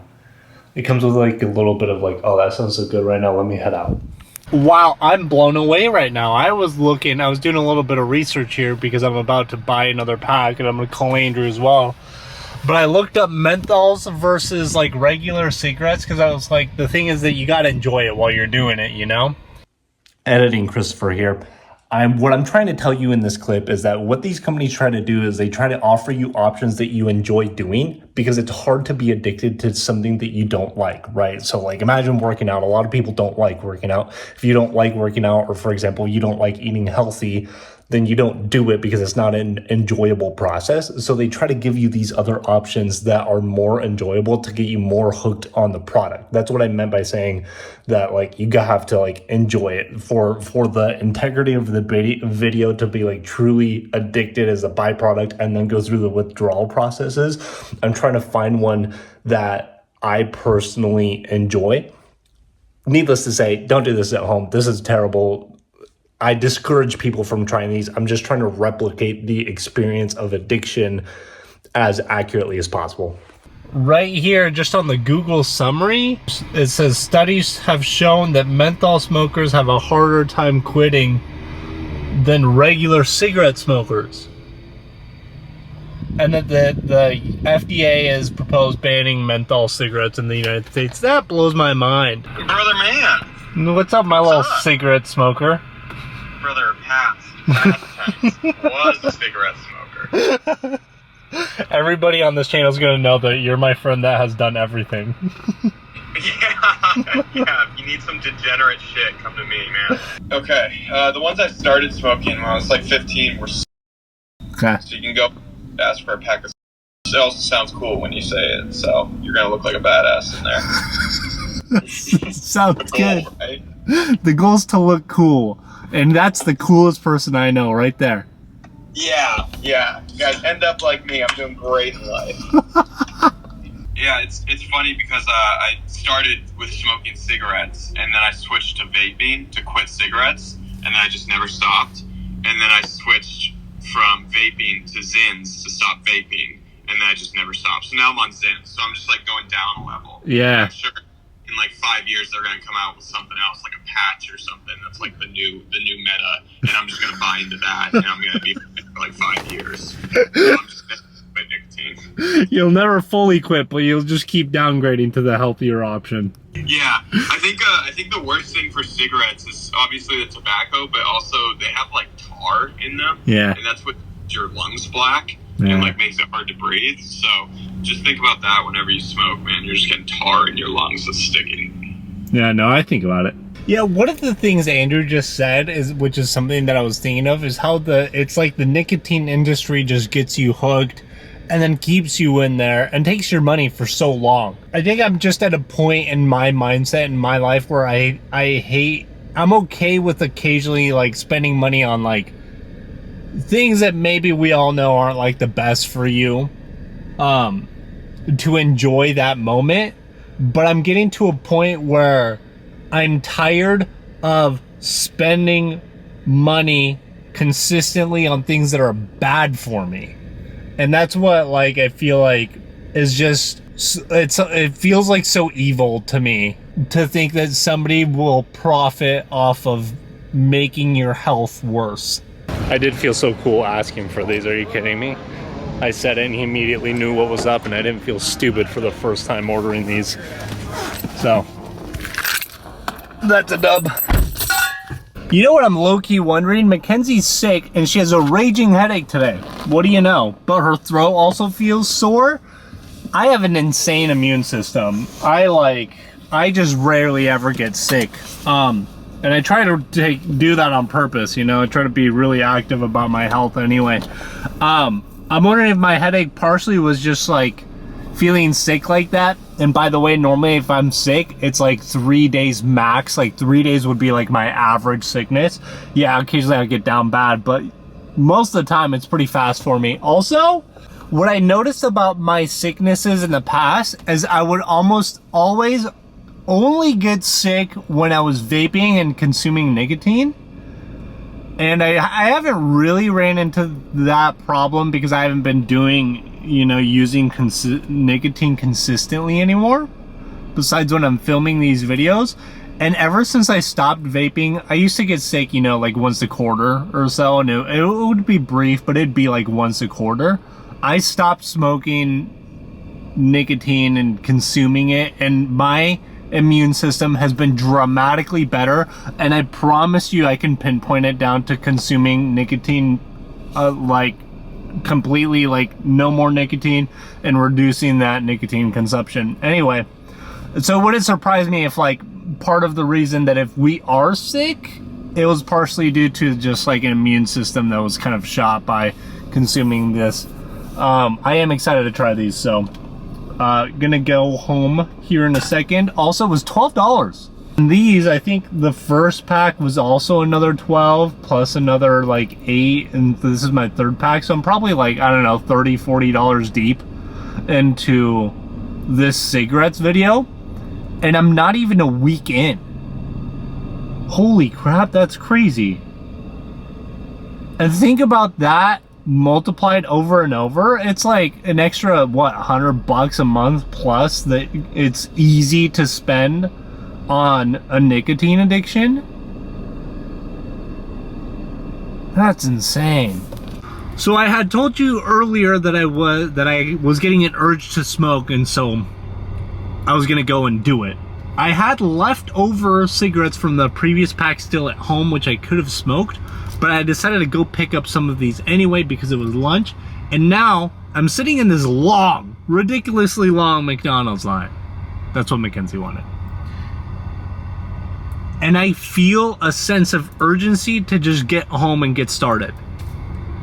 Like the craving has been like, go home and do it now. Like, get out of line and go do this and figure out food later, which is,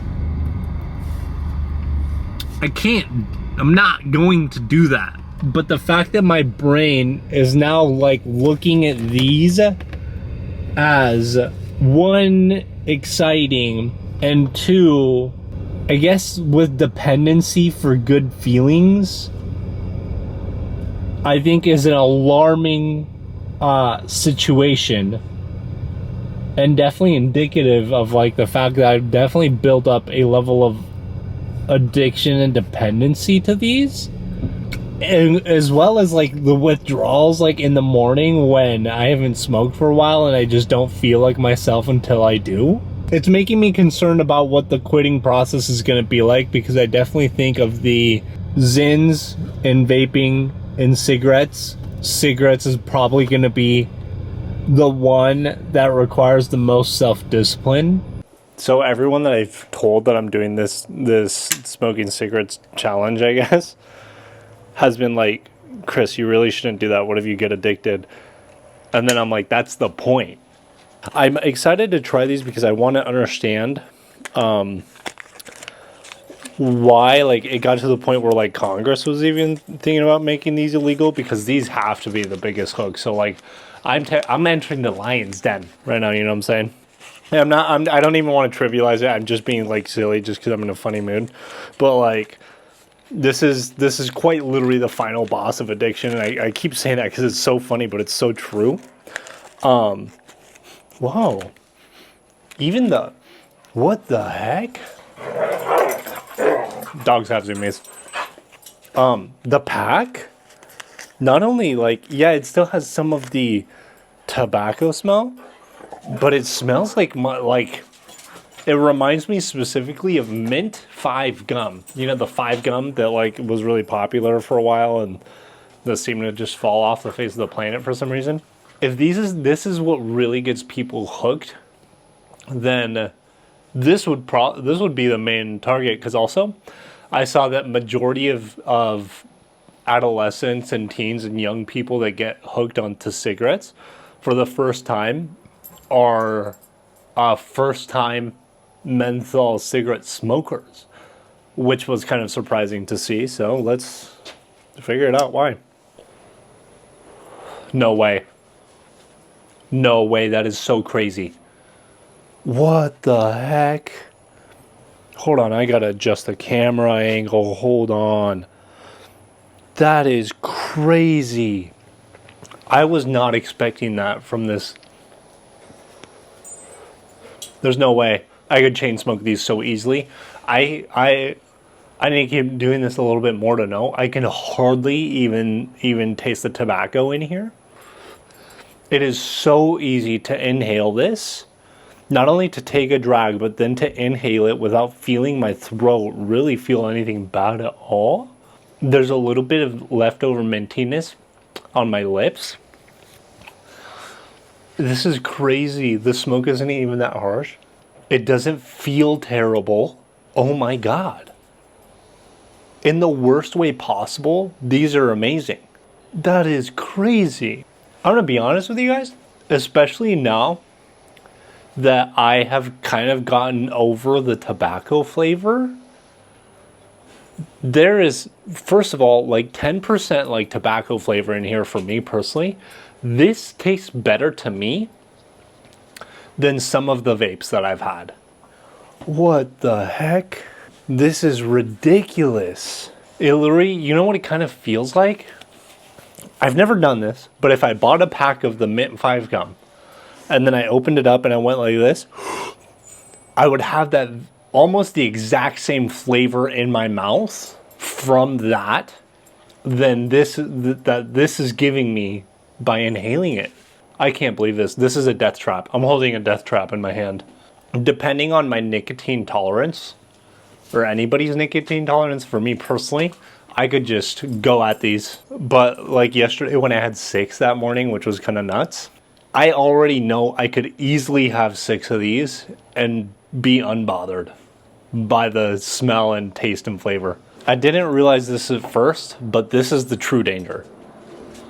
This is the most dangerous cigarette ever invented. I'm just gonna put that out. Also, because it's smooth and it's not as harsh on my throat, I don't mind taking like a drag of this closer to the bottom. I think I smoked that so fast.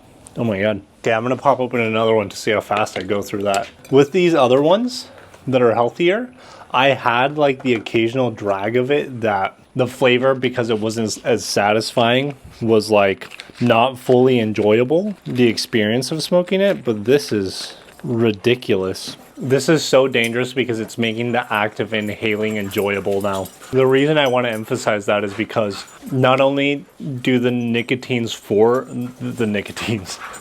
not only do the chemicals in here force your brain to feel good, against your will, it's going to force feel good chemicals in your brain. The process of breathing it into my lungs now also feels good because there is a slight also mintiness and coolness in my throat. There's still a little bit of irritation I can tell from the smoke and everything else that's burning while I'm inhaling it. But the flavor is just so enjoyable that by making both the experience of inhaling enjoyable and the effects of it enjoyable, I now have no doubt in my mind that this is why people get hooked, and I see why it could be so addictive that Congress would consider making it illegal, and why most new smokers that get addicted to smoking get addicted to menthols first. That is crazy to think about. You know, Andrew asked me about the smell earlier today, and I told him something that I had noticed that I forgot to tell you on the camera. Right as I was leaving the house, right? So I smoked those first ones in the morning, and it was obviously like the scent of tobacco was lingering on my clothes. And then I walked inside, and I was working in my office for a few hours. I couldn't smell the scent of tobacco anymore.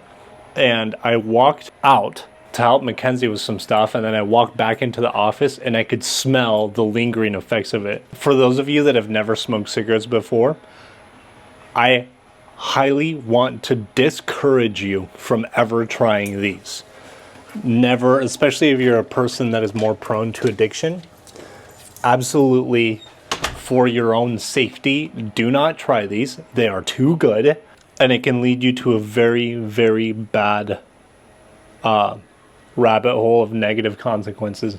And for those of you that have already smoked, and maybe you smoke menthols and you like them, if you want to quit, first I would suggest just getting off these and buying like maybe some other type of cigarette that you don't think tastes as good. Maybe even buy, at least for me, I don't like the tobacco flavor, so what I would do, I would get the strongest tobacco-y flavored cigarette that I could. If I wasn't going to quit cold turkey, I'd get the most disgusting flavor I could. And then I'd either hop straight on Zins, or I'd get a bad tasting vape and run that out, then hop on Zins, and then like the 3 milligram Zins, and then just be done. That would be my crisp prescribed plan for people that don't want to quit cold turkey. I don't even know how fast I went through that. I should check afterwards when I look at the footage. Maybe I'll type it in the screen or something if I remember to get that done. see how fast I went through that, because it's so easy to just keep hitting it nonstop since it doesn't feel like it's as strong of a flavor running through. And now this is one of the, so I'm going to try these again right afterwards to get a stronger tobacco flavor and see more closely what the differences are. Hold on, I got to take a second to breathe, just fresh air real quick.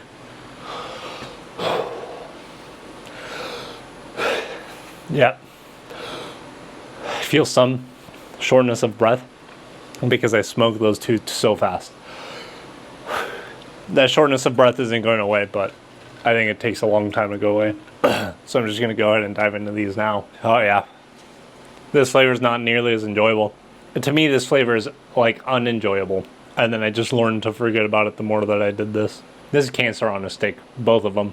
You know what I think would also be a pretty good deterrent for, at least for me, of like reasons why not to do this? For me, I just have to think about all the things that I love and that I don't want to leave behind because of some type of cancer that these are so prone to causing. I would think about Mackenzie, think about my dogs, eventually, hopefully, kids. And imagine I just get taken away from all that. I don't get to experience the joy by being around the things that I love, and they wouldn't either. And that's so sad. Dang, my mood really switched from being so excited to seeing the absolute dangers of what I'm doing right now. And it is making me grateful that I'm only going to do this for a week, because that is so dangerous to do in the long term. Guys, this is not some type of clickbait or anything. I genuinely want to tell you never to try those. Never. Don't let it cross your mind. If it does cross your mind, immediately exit that thought. If somebody offers you a menthol, for sure, say no. All day today, I have yet to hit the happiness, like euphoric emotions. All right, I just wrapped up. I have a lot of the good feelings rushing around my brain right now.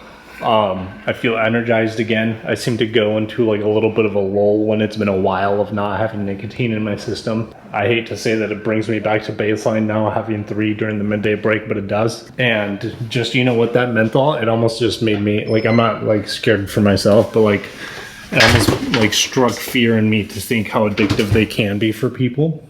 And I just want to say, man, if you love yourself and you love the people in your life, for your own safety and sanity, do not try cigarettes, and especially do not try menthols. I trust myself to be able to stop when I'm done with these 7 days, but I know a lot of people that wouldn't be able to, and I think that's what's concerning, and that's the warning I want to put out for those people. And I think like one of those people were my stepbrother that passed away from overdosing on fentanyl, but he became reliant on things because of first starting off with cigarettes and then needing a bigger, heavier chemical to make him feel a certain way, and then escalating from there. Once you open that door, it's a door that's hard to shut. It's like you can't unsee things, just like you can't untry a cigarette. You can't untry these other types of chemicals that are intentionally designed to have you habitually locked in, that are intentionally designed to hack your psychology, to hack your self-control, and make you want to do things that are bad for your health, for somebody else's profit. You have to see the TikTok I just got. Look at this. Put down the vapes and start smoking Marlboros. Are you kidding me? 77K likes, and what he's doing is he's selling that hoodie because it says "Shop Marlboro Cowboy Hoodie." And I just have to tell you guys, this is so stupid.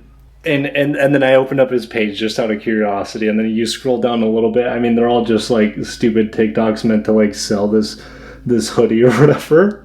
Mood after realizing lung cancer ain't real. This is so stupid. It makes me sad. If I'm being honest, it makes me sad. I think that's so stupid because the culture around cigarettes is being like that, like just like not giving a fuck. But I promise you, if somebody he loved died from lung cancer, he would not be posting it like that or reacting like that, or like, you know, because lung cancer, like the thing is, it can take loved ones away from people all the time. I don't know, that just makes me sad. I don't mean to be dramatic about it. I have nothing against the guy, you know. I understand that it's like humorous posts, and whatever. But he's also trying to sell you a hoodie and make money off of encouraging you to do something that's shitty for your health. Again, no attack on the guy, but in my personal opinion, that is absolutely stupid. It's idiotic, and it's bad for you. It's bad for your health. And not only is a cigarette company trying to take your money, but random creators like that are trying to take your money by posting you, encouraging you to get some stupid hoodie off of something that's not good for you. I just want you to know, by no means am I a health wizard. I'm not saying that like I'm perfect and I know better than everybody else, and I'm not. I want to be honest too, if it was just like a joke and like satire was like totally the intent of it, like whatever, you know. But the guy's actually just trying to cash out from telling you to buy a cigarette-based hoodie and trying to find the cigarette fan bases. And I checked the comment, and it's like people smoking their cigarettes and stuff, and I'm just gonna be honest, man. It makes me sad that we make things cool that are not good for us. You know, an unfortunate thing I just noticed. I just took a shower, and I got out of the shower, and I had a craving to go smoke another one. It's been like 30 minutes, maybe 45 minutes since the last one. It's a problem because my brain wants to like resort to the easy dopamine methods. I got out of the shower so I could get back to like doing my work task for the day, and I like subconsciously thought to myself, oh, before I do this hard thing, let me go do this feel good thing. And the dopamine from smoking cigarettes is just so easy to access that it would make me delay. If I caved to that desire right now, I would delay the progress on the video that I'm trying to edit, and I'm doing the things that I find fulfilling in my life for that quick dopamine hit. So I started to notice that I'm at a point with this cigarette addiction where like the dopamine system in my brain is hijacked, and I'm now starting to like get the cravings whenever my brain is subconsciously sensing that like I want to do something that requires more work, that's more difficult to do. So it's just like trying to find the easiest non-resistant route to getting that quick dopamine hit. And that's the issue that I'm starting to face, and I think that's why I struggled with that chocolate bar a couple of days ago. I'm trying to be really disciplined in my life, you know. That's why I'm going on runs and waking up early in the morning. And then there's all these like other like little things where I'm having to start to fight to do difficult things and do things that require more discipline. And every time that I want to do something that's going to be more fulfilling for my life, my brain is resorting to quick fixes that I now have to fight. I read this one book a long time ago that was called like The Science of Willpower or something. And it talked about how willpower is a muscle that you can develop and make it stronger.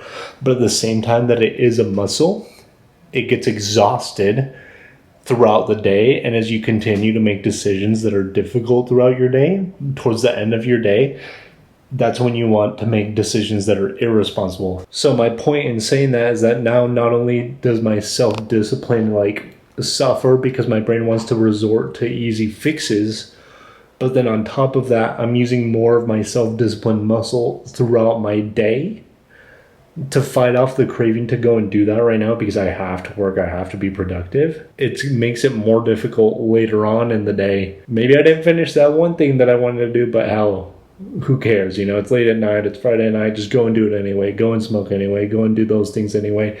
And so it's an easy loop to get caught into when your self-discipline and your dopamine system starts getting hijacked by these chemicals. So all in all, the problem with smoking and having cravings and having addictions like this is that you're wasting a lot of your self-discipline muscle on things like this and fighting cravings, rather than having energy left over to maybe do other difficult things. Like there's people like, but instead of having the capability to do more difficult things later on in my life that will benefit my life greater, I'm using that energy and that muscle power on fighting cravings that are, you know, base desires that aren't helping me. So I'm fighting another urge right now. It's been another 15 minutes. All right, I'm caving. I've been fighting cravings like nonstop ever since I got these bad boys, and I got it. I'm too excited about them.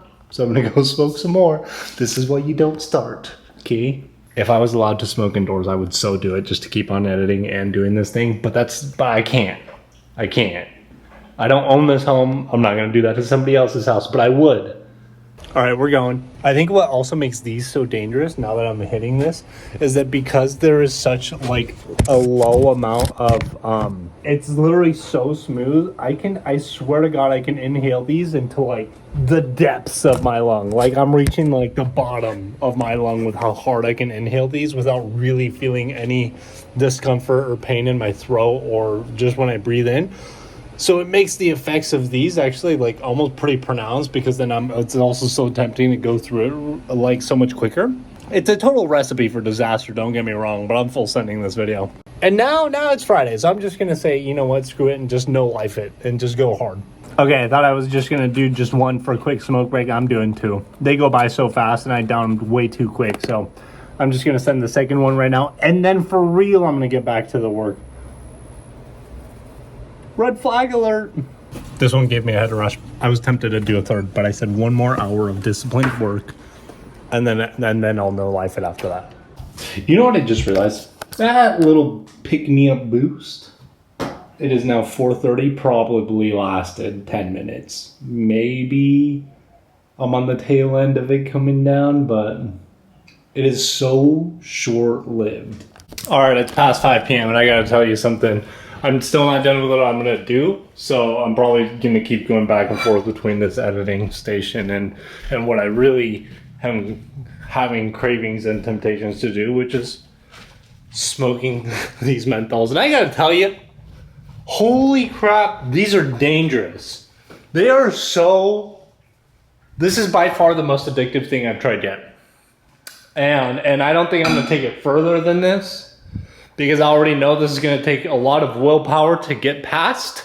Taking it further than this would quite literally just be irresponsible for my own health, sanity, for my future with Mackenzie. I got to take care of that girl. And I don't want to do anything else that would cause further problems than this, because I can feel how exciting even the idea is of going in on those right now. And the fact that there's things that you can do in life that are more addictive than that is a scary thought. So that is the peak of how much risk I'm willing to take as far as like addictive chemicals and substances go. But we still have 2 more days of going in on this bad boy. I think this would put me at least at 9 today. So I'm going to cross over the 10, which is the regular amount that people have every day, and it's only 6 p.m. So 10 might be the average, but it said people go up to 15 in a day, so I'm gonna be hanging out between the 10-15 range is my guess. Who knows? I'm almost done wrapping up this video edit, and I gotta tell you, I cannot wait to go downstairs and smoke. I have a beer saved for me, because you know what I really want to do? A lot of the problem that got me into vaping was like, especially when I was drinking and like partying with friends, is like socially drinking and hanging out. And I'm not encouraging this, but like the feeling of like drinking and having nicotine consumption at the same time was like, you know, one of my hooks back in the day. And I'm going to recreate that a little bit tonight. All right, I'm about to light up. You know what I just noticed myself doing with these? Because they're so easy to hit, I am like subconsciously, but like also purposely, I've been like pushing myself to like inhale like deeper and hold it in my lungs longer to make sure that I get an even stronger effect. Yeah, and it's just like something that I developed to like try to keep like pushing for the positive feel-good feelings that honestly, I don't think I've been able to reach that level of feel-good feelings since day 3 now. So it's kind of disappointing because now it's just like, it's like a feel-good thing that I have a compulsion to keep on doing, but it's not getting me to that thing. So it's like I'm just not getting like the payoff for the amount of craving that I keep having. I think I'm at like 13 at least today, and it's crazy to think that I've had 13 and I haven't felt ecstatic, like truly like euphoric ecstatic once. It's felt good, but not. Your brain just stops like having the capability of reaching those highs after a while. I have a feeling that when it's time to like face some withdrawals, I'm gonna be pretty cranky for a couple of days. I've hit a point with these where like I've realized I can't even give you updates. Like, first couple of days, it was like cigarette by cigarette. I could give you an update on like how it was affecting me. I can't now. I have nothing to say. That's how desensitized I am. It's actually almost to the point where it's boring because nothing is happening. Last night, I was almost frustrated that I just could not feel anything from the cigarettes anymore. Even though I slept incredible. This is the strongest this feeling has ever been. And I can definitely tell the difference right now between my body being tired versus my brain being messed up and not being able to like perceive everything. Like it's really just like a nicotine grogginess, not a sleepy grogginess, like this nicotine cloudiness that is probably not going to go away until I'm like, I don't know, 6 deep today or something. I'll tell you, we'll figure it out. Because my body right now, it feels incredible. All the signals my brain is getting right now are slightly muted, and my brain is delayed in processing them. You might notice I have no dogs with me today. It's because they died. I'm kidding, I just left them at home today. I need to have one run per week where it's like just me, because I love my dogs, but controlling them, today's run is going to be 4 miles. Controlling them all 4 miles of the run is just impossible. I just hit the halfway point, and I gotta tell you that my lungs are definitely struggling this time compared to the other runs that I've done. Whenever I try to breathe deep, it's like the air doesn't like mean much. It makes it feel like shortness of breath, because it feels like although like I'm filling up my lungs with air, it's like not doing anything. On top of that, I'm getting like some type of like sensation, like especially in my right lung, and I've had it ever since I started smoking the cigarettes every day. 4 miles complete. I can say without a doubt I've developed some type of like shortness of breath that was not present before cigarettes. I'm a fighter, I can push through, but if I wanted to be my healthiest runner, I would not be doing that. But I think we all know that. So it seems to be tradition. It's morning cigarette time. Actually, I just started walking out there subconsciously, like as a habit, because I think I've just trained myself that this is what I'm doing. But also, I was looking forward to it emotionally. Like on top of it just being a little bit of a habit now, I caught myself thinking, this is such a stupid thought. I caught myself thinking, I'm like, oh, we have the menthol this morning. It's probably going to be refreshing. What? Chris, what? It's not going to be refreshing. You know what's refreshing? A lemonade. Not a minty tobacco inhale. I read this one book, okay, no cap. This one, I did not read the book. I read the summary for it, but it was called Thinking Fast and Slow. And it was like, it's about how your brain processes your brain processes things at 2 different speeds.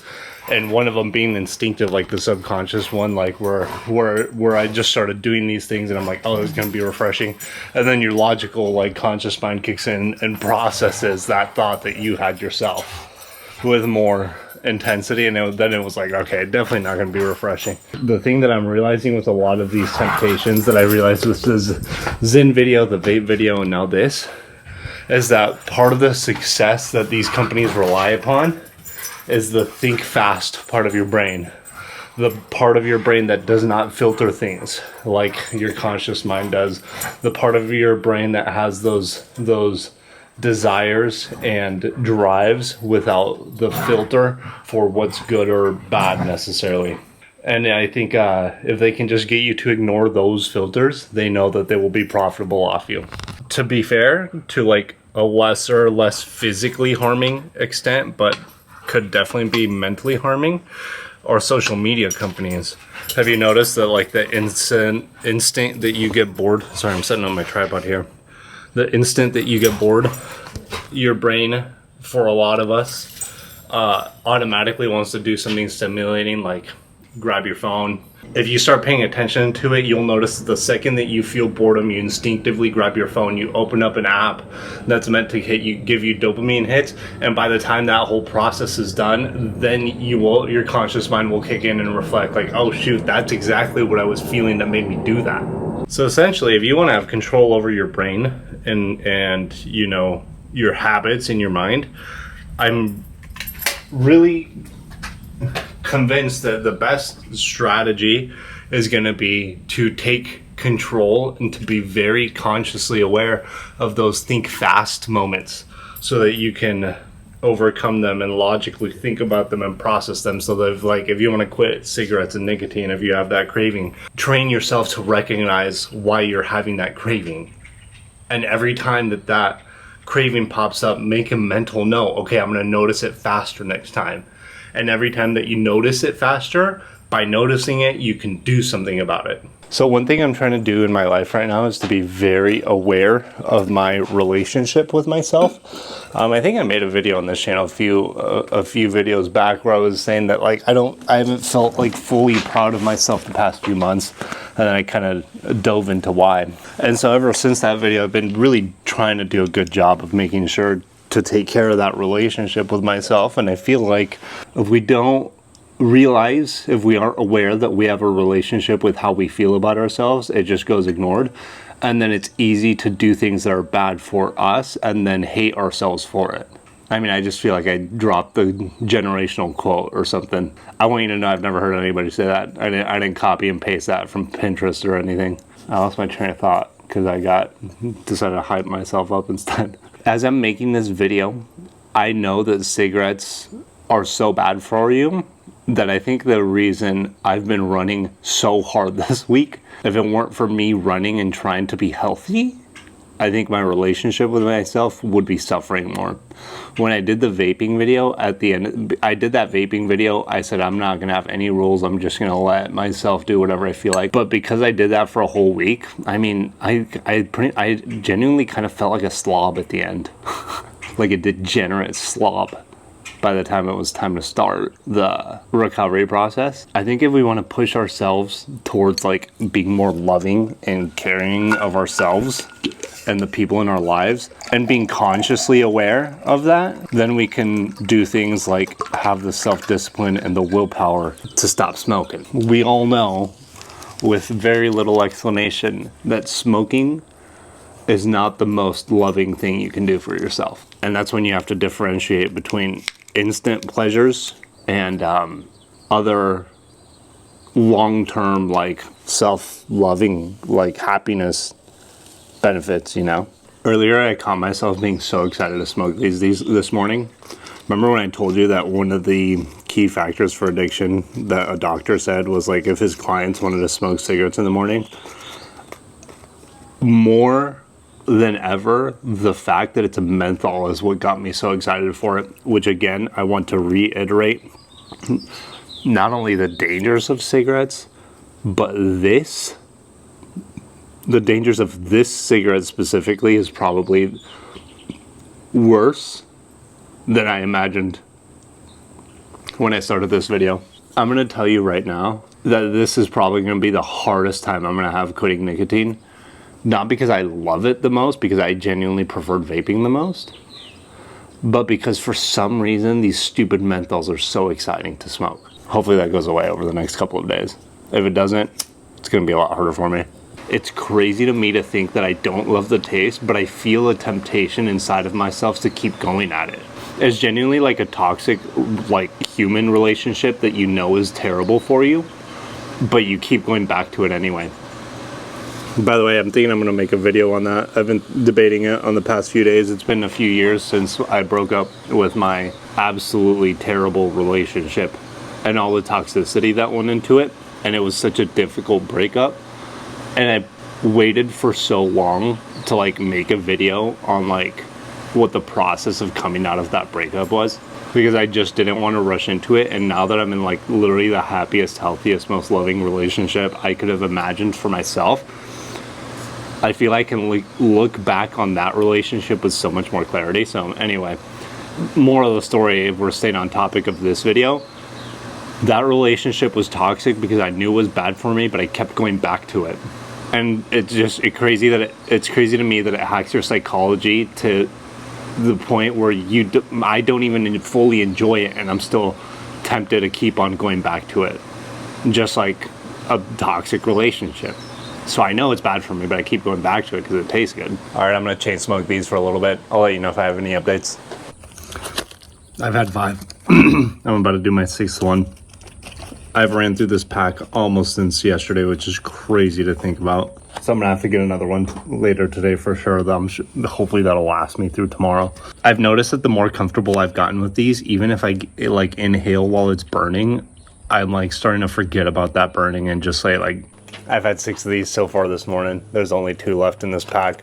I still actually haven't felt fully awake. There's a time where I should technically insert a 6-7 meme. I've had 6-7 of these. You know, that meme made me feel real old because I had to Google what it meant. That's how far removed I am now at my stage of life from being trendy with all the kids. Instead, I'm making cigarette smoking content that reminds me of my parents. The first couple of days that I was having these, it was kind of messing up my stomach quite a bit. Not today. I realized that the other days I've made sure to have breakfast before I started smoking because if not, my stomach would get queasy and I'd have to like run to the bathroom. I think now that I've gotten used to having so much nicotine running through my system, I just haven't even had that. Check it out. Last night I had a sleep score of 90. It has helped me realize that physical exercise is king for health. I watched a long time ago a video of this one doctor talking about the things that people can do to be healthy, proper diet, etc. And always listed as the number one thing you can do to be healthy is physical exercise.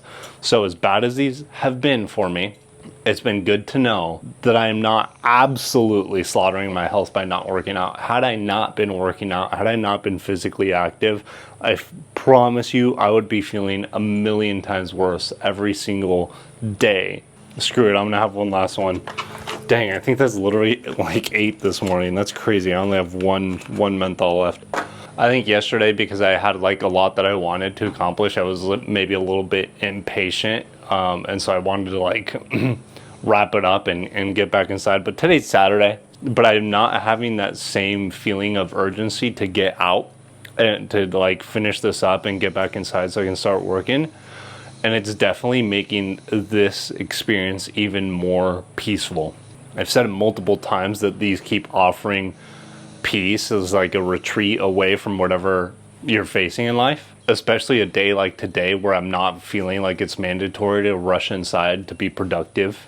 I would go as far as characterizing this as like it forces you to have a serene moment of just chill, nothing, like no stimulation. I've been no phoning it, no other stimulation, man, and I'm just like enjoying watching the world wake up, creating some sort of positive mental feedback loop in association of not just smoking these, but like what you're actually doing, which is forcing yourself to sit still for a moment.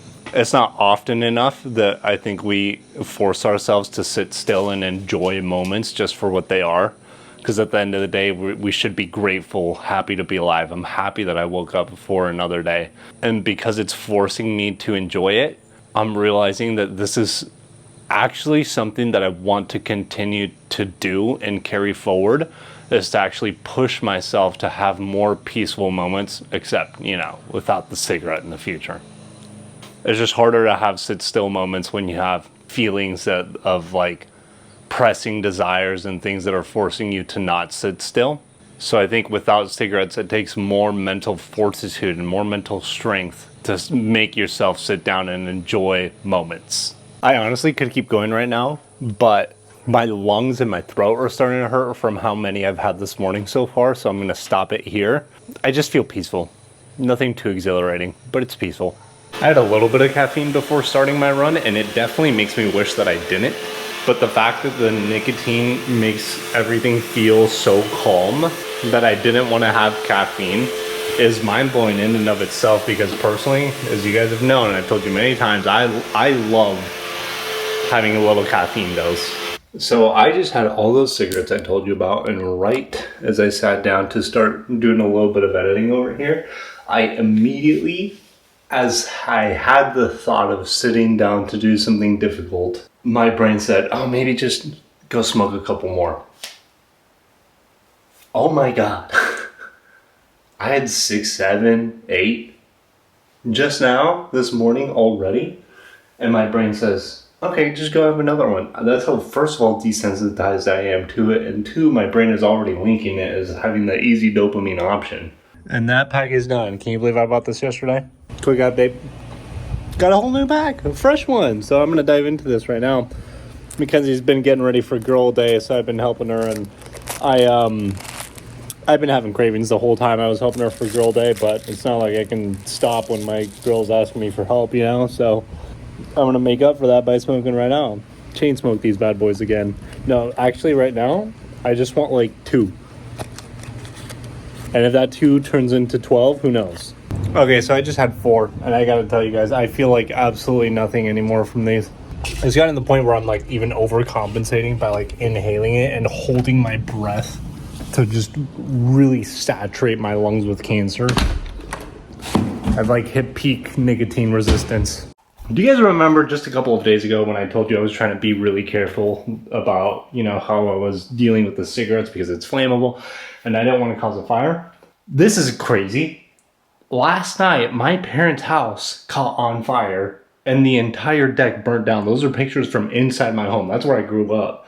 Fire department had to come and like do their thing and the whole deck is burnt. Maybe I'll just put it up on the screen, but a fire can happen at any time. Now, they were both in bed about to fall asleep, so what their situation is not cigarette related, but it just reinforces, I mean, what I was saying, you gotta be careful with fires, because had they like not woken up or woken up too late or something else happened, my mom said that like the heat from the fire on the deck made their windows explode and then glass was shattering, and so it was insane. Thankfully, my parents have insurance, and I think my stepdad's been fighting back and forth with them all day, because if you've ever dealt with an insurance company, they just hate to pay out any money. They're almost useless in that sense. Just something to be aware of, you know, you gotta be careful with what happens in life. Anything can happen at any moment, and in my situation, having a cigarette that's flammable around is an additional precaution I have to take.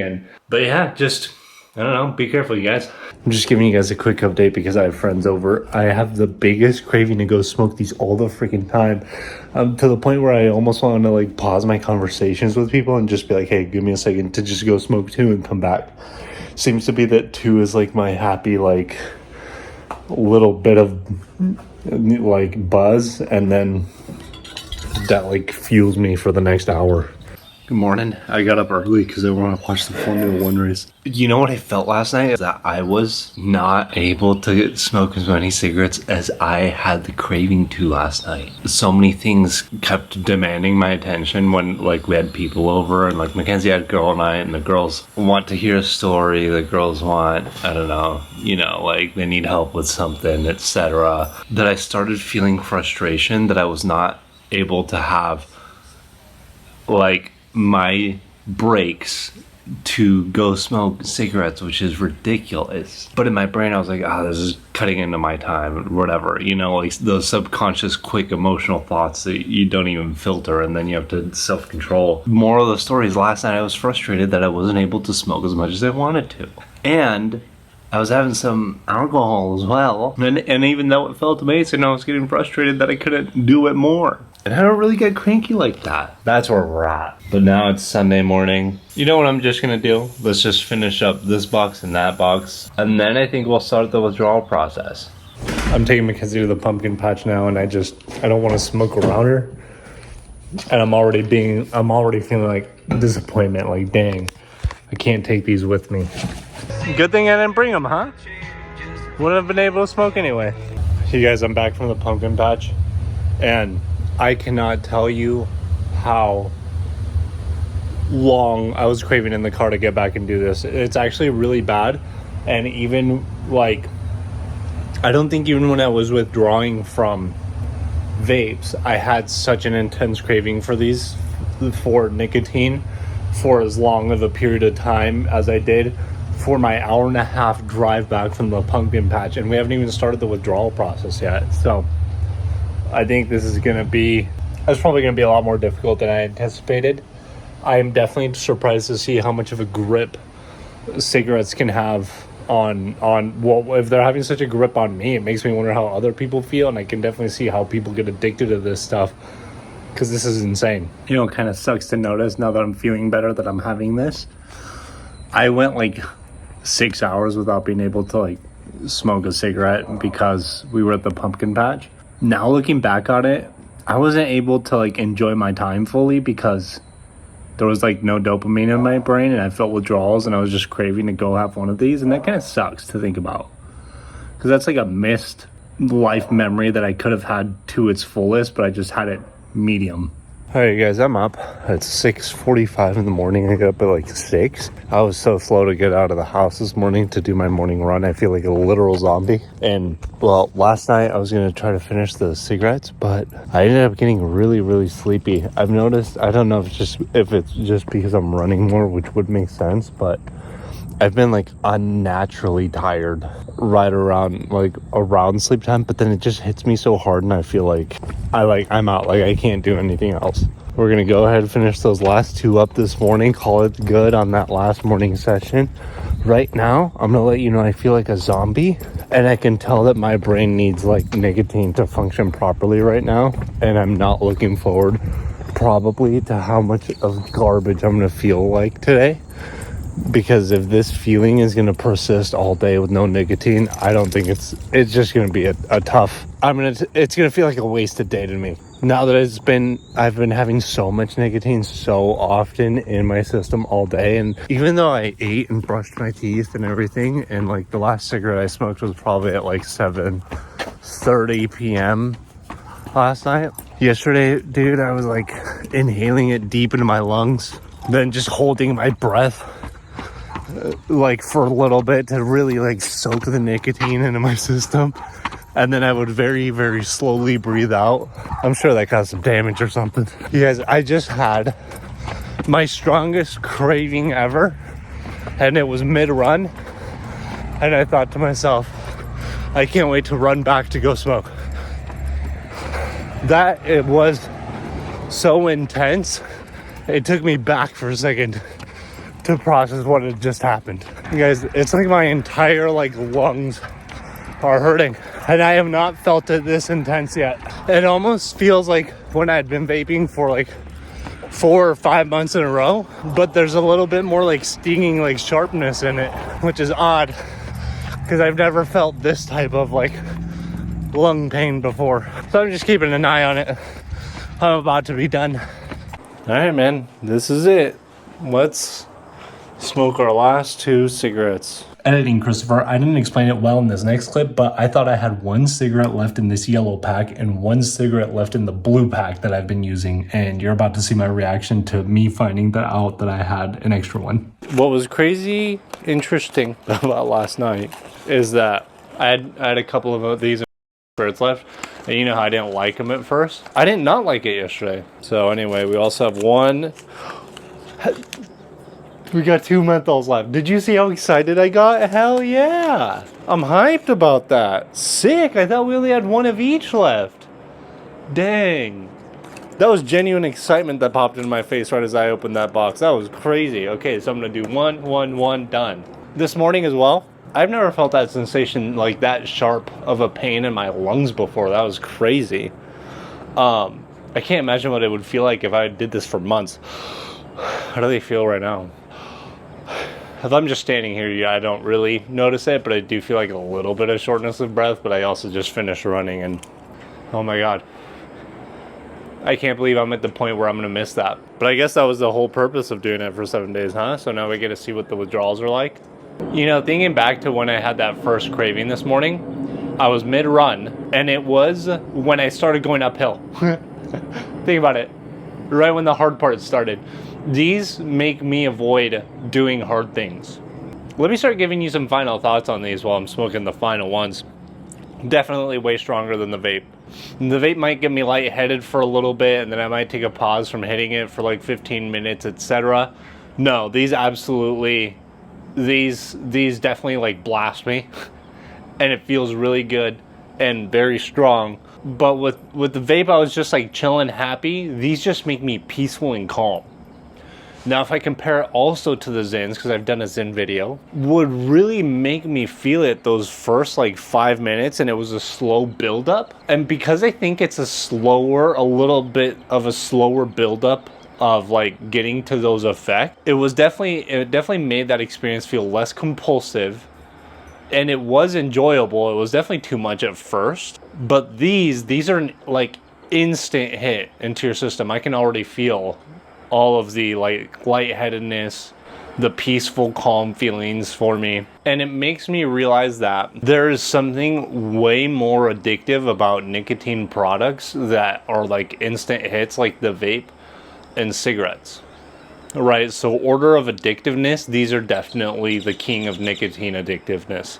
The vape is right under it, and it tastes so good that it's easy to carry around with you all day, but it's not as intense as this.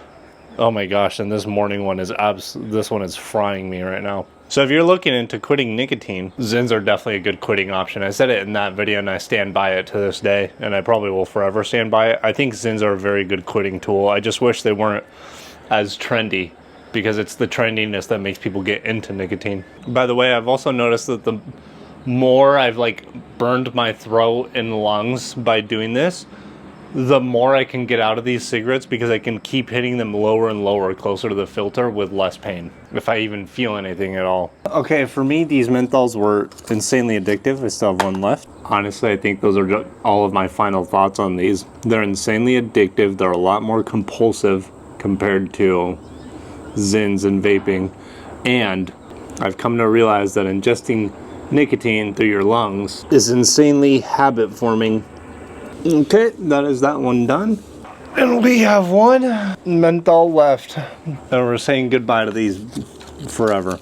You know, something else that I also find interesting about these compared to that I wasn't able to touch on just because like it's not something I did or something I feel like it's not really my stage of life anymore, is that I noticed a lot when I would go out like to the clubs and bars with my friends. If there were cigarette smokers, it's very easy to become friends with other cigarette smokers.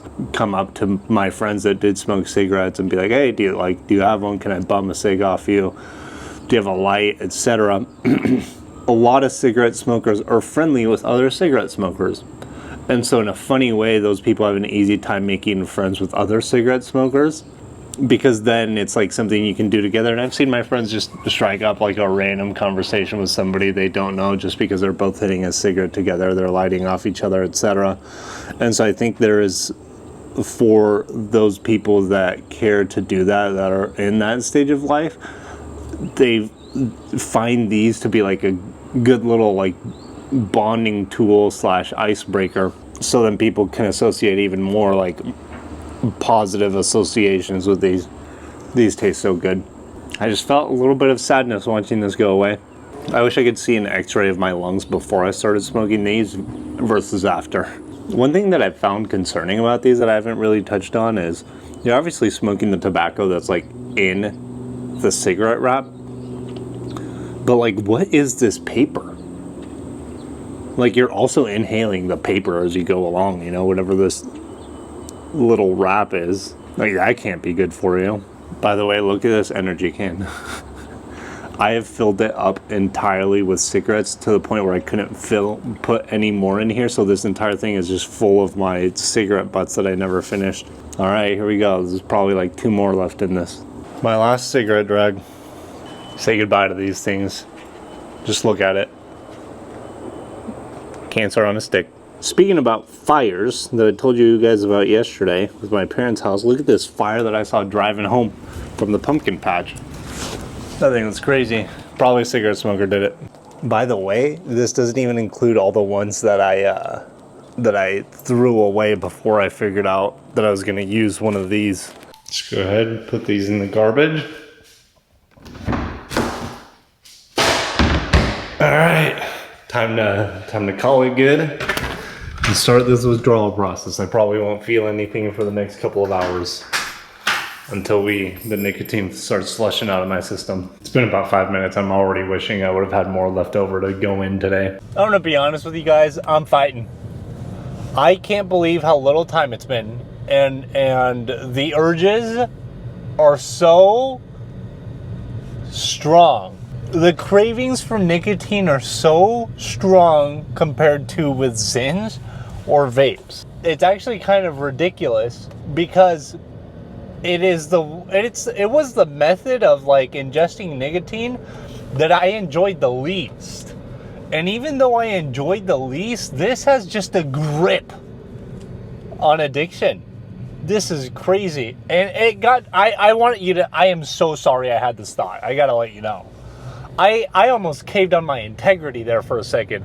I was sitting there upstairs working, editing my video, doing my thing, and I thought, had a craving. I fought it off, but I was locked in, so I was like continuing to work. And then about 5 minutes later, I thought to myself, after I got another craving, I said, if I just got one more pack and didn't tell anybody, nobody would know. Can you believe I thought that to myself? That's the most messed up thing I could have done. That would have been a liar. That would have been terrible, and I don't want to be that person. I can't believe I thought that to myself. As soon as I caught myself thinking that, I said, oh my God, that is ridiculous. I remember when I did the vaping video and like the Zyn video, I was comparing how certain cravings, there was a difference with like Zins. It felt like a desire, like a genuine like craving, like you were hungry, like you wanted it, but you didn't need it right then. Versus vaping was like being thirsty, where it was like more urgent, like a need, like you needed it now. Oh my God. Cigarettes are like, this is feeling like oxygen. Like I need to breathe right now. Like give me something to inhale. Like a intense need. And I've been trying to have a lot of mental control to not overreact and to like be calm and to make sure I'm not over exaggerating or underplaying things appropriately so I can like give my best representation possible. Man, this sucks because this is taking a lot of willpower and I'm fighting the urge to do so many steps. Drive to the gas station, pick one out, pull out my credit card, pay, go home, light one up, do the whole... It's a lot of steps to smoke a cigarette, but it is a grip. So anyway, I'm not going to cave. But my God, am I surprised at the strength of addiction that nicotine and especially cigarettes offer. And this type of craving for nicotine, because I think like the way that I smoked cigarettes, it was like, okay, I'd go and have a session, however many minutes it was. It was like a little bit of planning into it, like, okay, feel a craving, maybe wrap up what I'm doing, head downstairs, then start doing smoking the cigarette, and it just takes a little bit more time and like planning. This current craving that I'm feeling, and I'm literally feeling it right now as I tell you, it has been such a long period of time that I've had this craving that has not like left the back of my head, and it just feels like this urgency to just go and smoke. Not only is it very, very strong, whereas like with the vape, it was like a flash of like, oh, I want this right now. It's okay, set it down. But this craving is also lasting longer because I think of the way that I was like ingesting it. It's just making this feels like a 15-minute process to get over this. And I would probably do better if I was distracting myself and trying to like think of other things and just like go about doing whatever. But like, because I'm really analyzing it, it's like persisting in my system.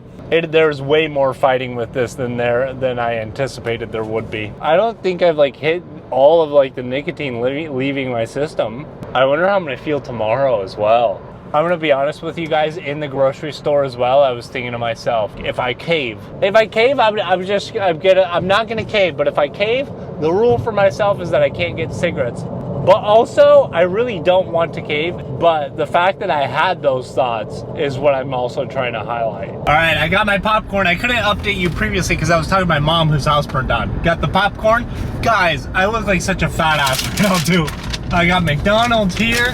This is terrible diet, especially I've told you in this video I'm trying to lose weight. But you know what? I have a hack. Here's my thought. I'm gonna just take the L today. And I said my brain right now is craving so many things that I'm just gonna like let it have its dopamine in the worst way possible, however it wants it. And then I will continue fighting to make sure I don't crave into nicotine. Is it healthy? No. It's not even good for me long term. But I will take this over caving into a nicotine craving. I feel better. It's made my craving less intense now that I downed that McDonald's, but it hasn't nerfed it completely. But I feel less compulsive now. I also have a full stomach, so that probably has something to do with it. You guys, I've done nothing today. It has been so not productive. My brain has not been working, and my energy is so low. I have not just been able to function. I think tomorrow's probably going to be worse, actually, because I had some in the morning. So I don't know. I guess we'll see when we find out for tomorrow.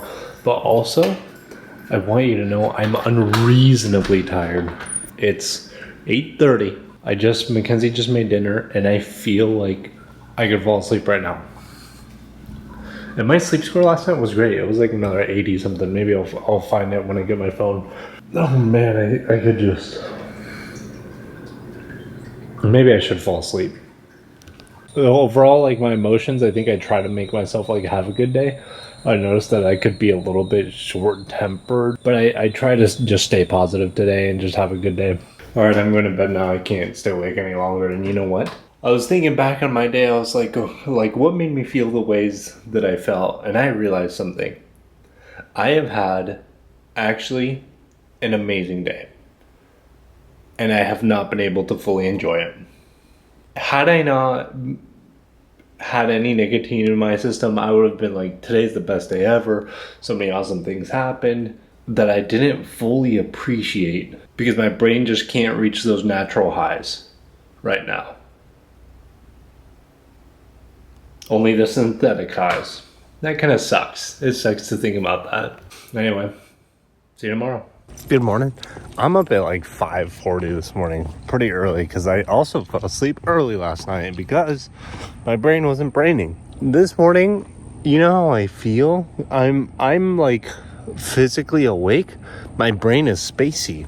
So I'm curious how I'm going to feel throughout the day as I have more time waking up, because I've only been up for like half an hour right now. I also have like a little pressure around my head, so I'm wondering if I'm going to get like a headache today or not. I'm going to try to hydrate a lot when I get home. All right, I'm done with the run, and this is the first morning in a week where I've not stepped out here with my dogs to light up a cigarette. And I'll tell you what, as soon as I got back from the run, I walked towards the door to let them out, and my brain immediately thought about the menthols.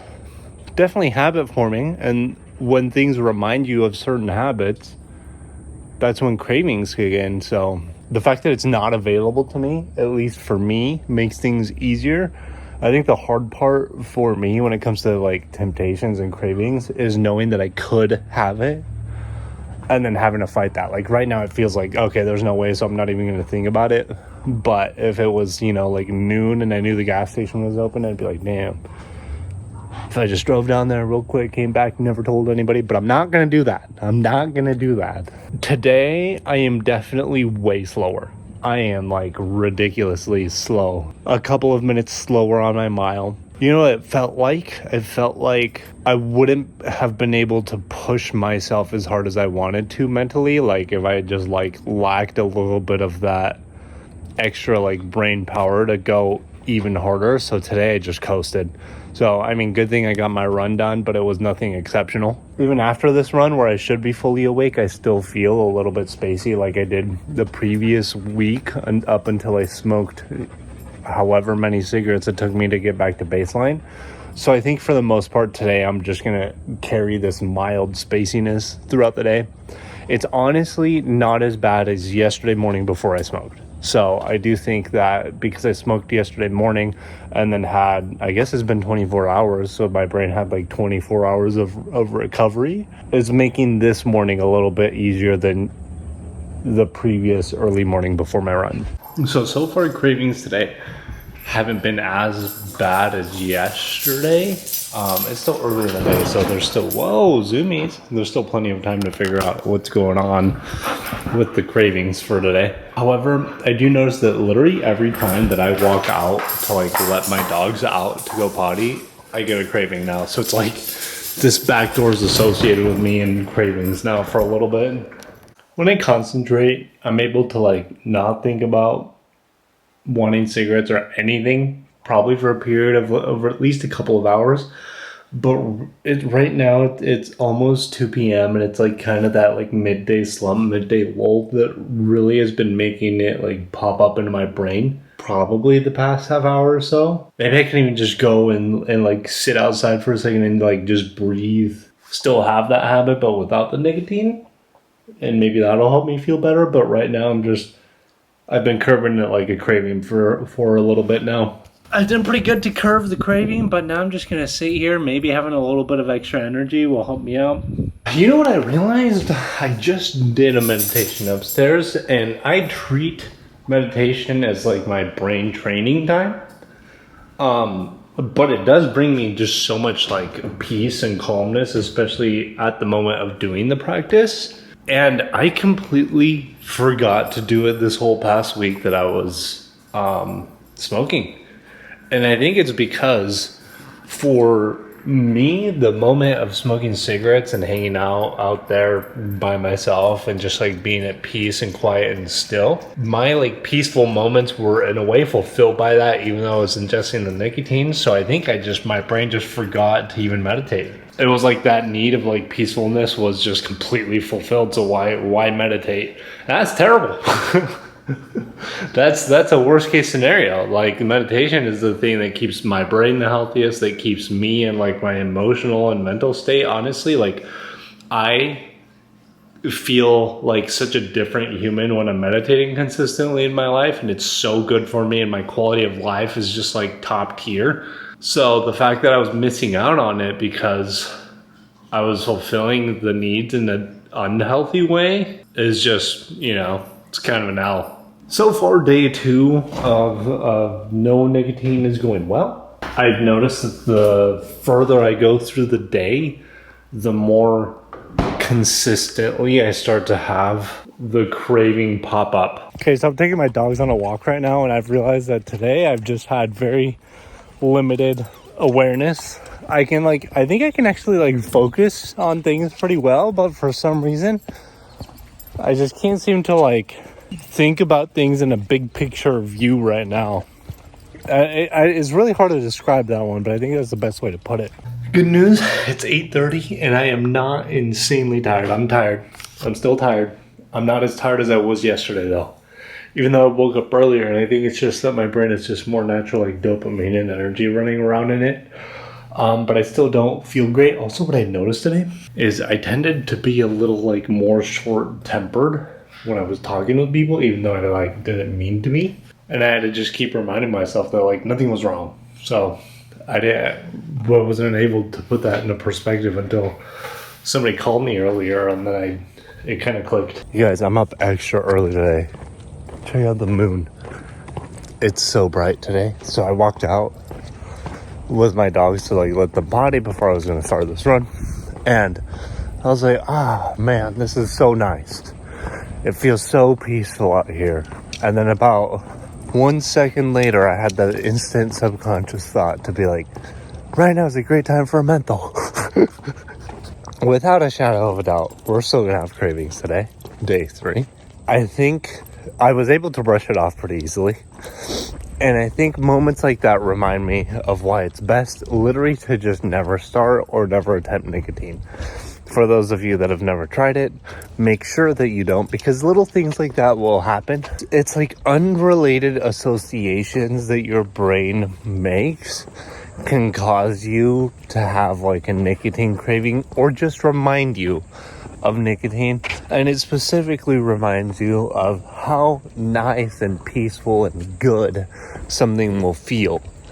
But you never think about the bad long-term effects when those cravings come in. You only think about the instant short-term payoffs. So your brain just wants the easiest least resistance, fastest dopamine boosting, I don't know, methods, even if it's unhealthy sometimes. That's why we all struggle with temptations of anything. I got up earlier than usual today at 5:45. Today I can really feel the difference. There's just a type of nicotine grogginess that I feel when I am overcoming the withdrawal phases of nicotine. And I feel it throughout the entire day, where my brain is just not like as alert and as awake. And I think I mentioned it yesterday. I thought about it more afterwards, and I was like, it's almost like I'm capable of like focusing on something. So like if I want to, like right now that I'm walking, like look at the road in front of me, I can. But you know what it feels like I can't do? I feel like I can't look at my entire field of view at one time. You know what I'm talking about, when you try to like look at your entire field of view to like take everything that you can see in right now.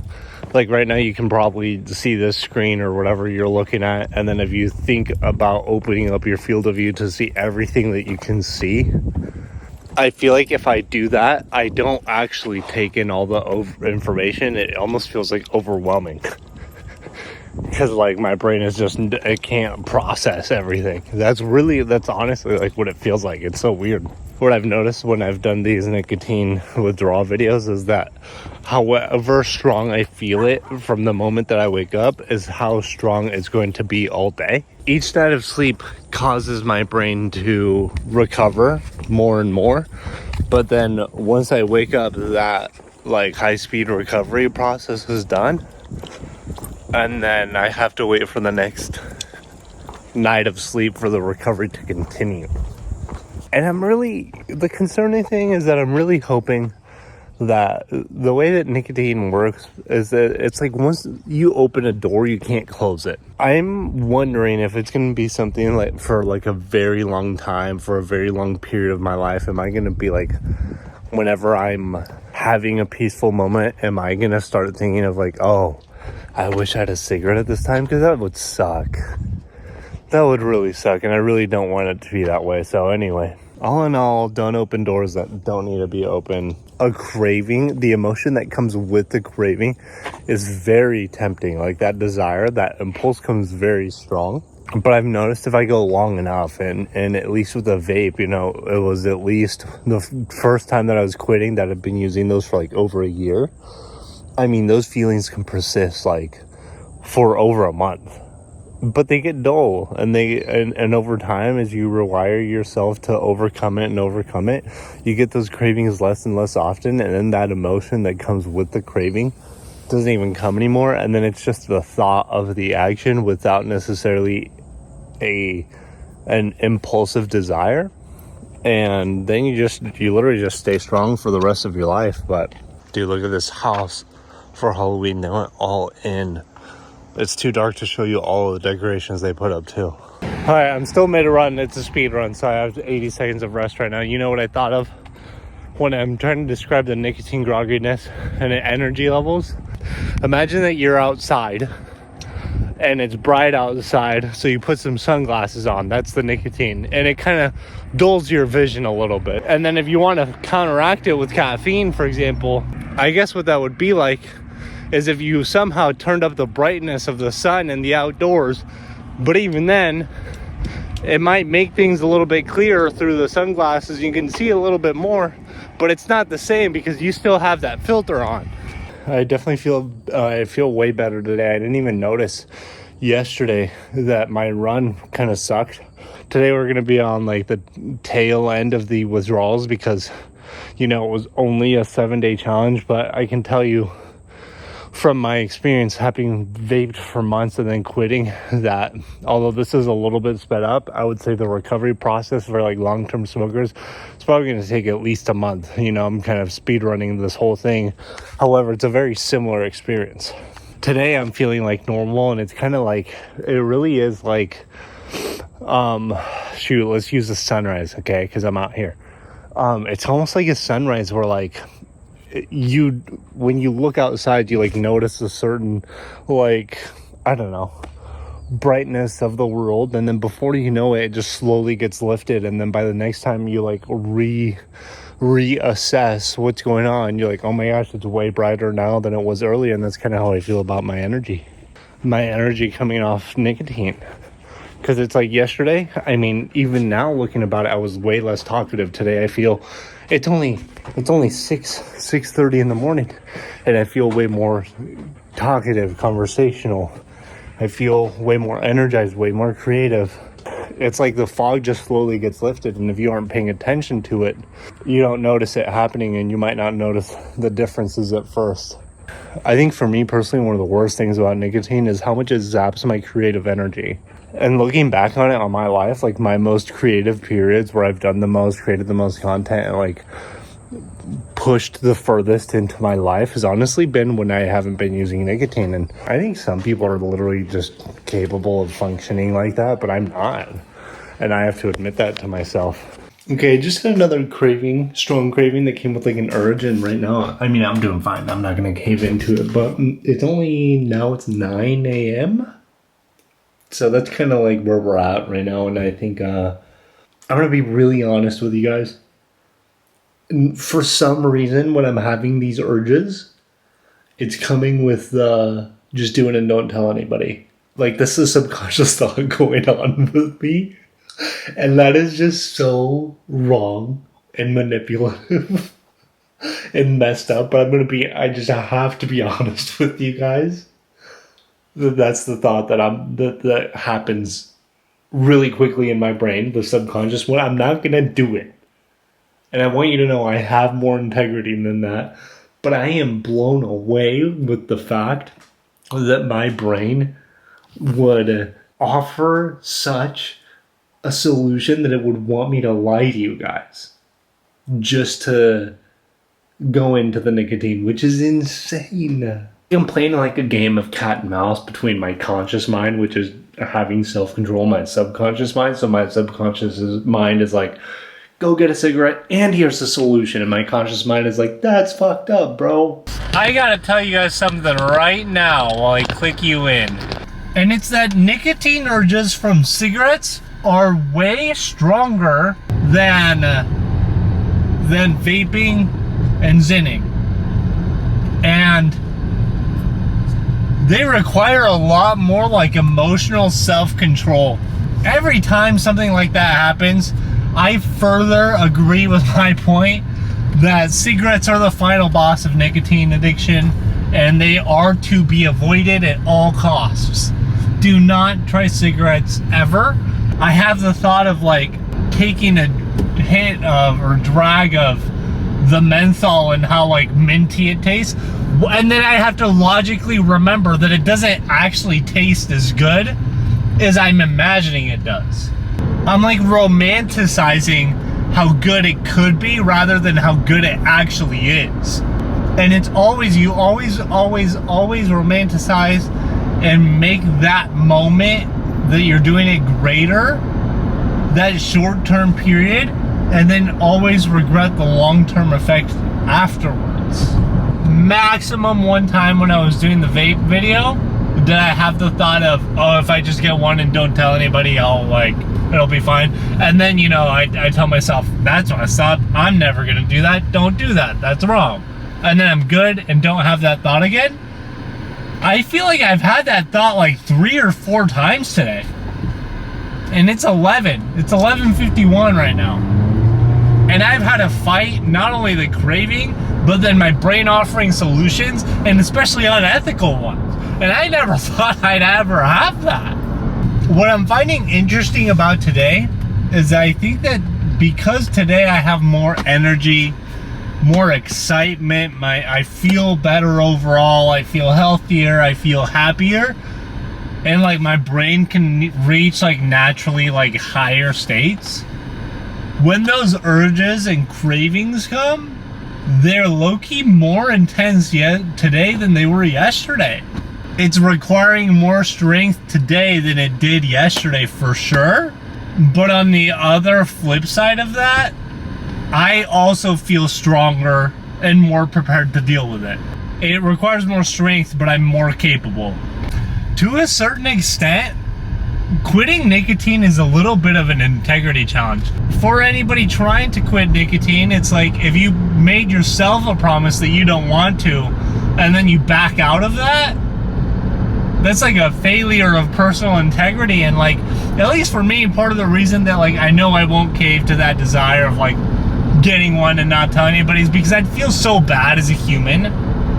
I would feel like such a liar, and not only did I like let myself down, but then I would have been lying to you guys, and I would have let you guys down if anybody even had expectations like that. But like, that's just not who I am.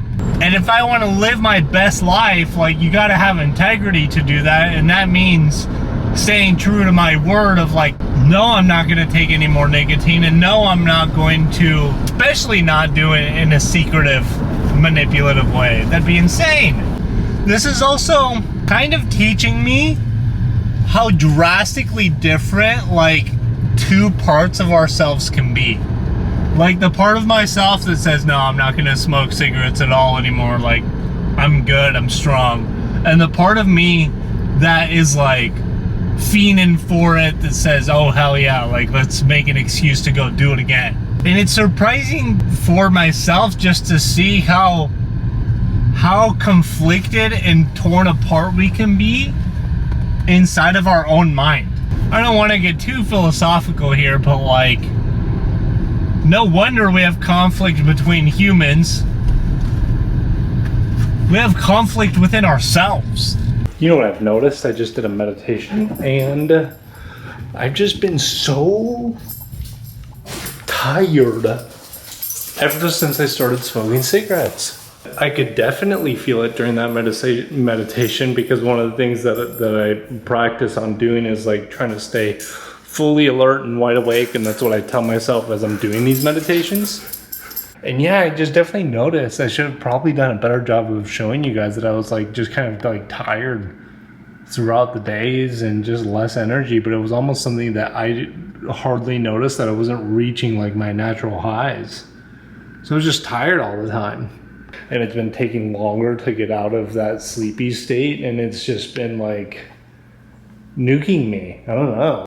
6 a.m. It's my day off from running. I feel so much better today. I need you guys to know that I've been fighting the past few days with such little energy, and today I can feel it's gonna be better, but I don't know what it is. Those cigarettes really like kind of took the life out of me, and I'm not fully back yet, but I can tell that like some of the tiredness that I was feeling is starting to go away. It's almost like not even tiredness that I should be saying is the word. It's like lifelessness. You know, a small thing I've noticed is how long it has taken to recover my energy compared to zenning and vaping. This is taking like, I think by the fourth day I was able to tell you guys, okay, like I'm on the tail end of this, I feel pretty good. Let's just like finish going through the reps to make sure we're fine. But today, on the fourth day of no longer smoking cigarettes, I'm still feeling like, yes, there have been improvements, yes, I feel better, but I'm like, dang, I'm not out of it yet. I still have some recovery to go.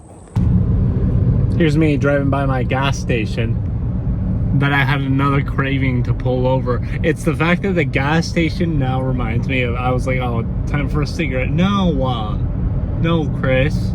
I think I keep having the thought of like getting a pack and not telling anybody, because I have just made it such a strong rule for myself that I have to tell you guys like the entire process of me quitting, and that if I did smoke, it would just be a total failure of the challenge. So my brain is trying to come up with a reason to like make it seem like I completed the challenge when I wouldn't have.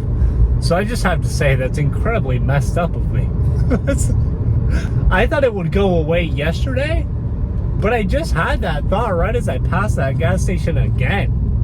And it's just been happening every time I get the craving now, because I think it's the only way my subconscious knows that I would have come up with some type of excuse that would work for that. No, Chris.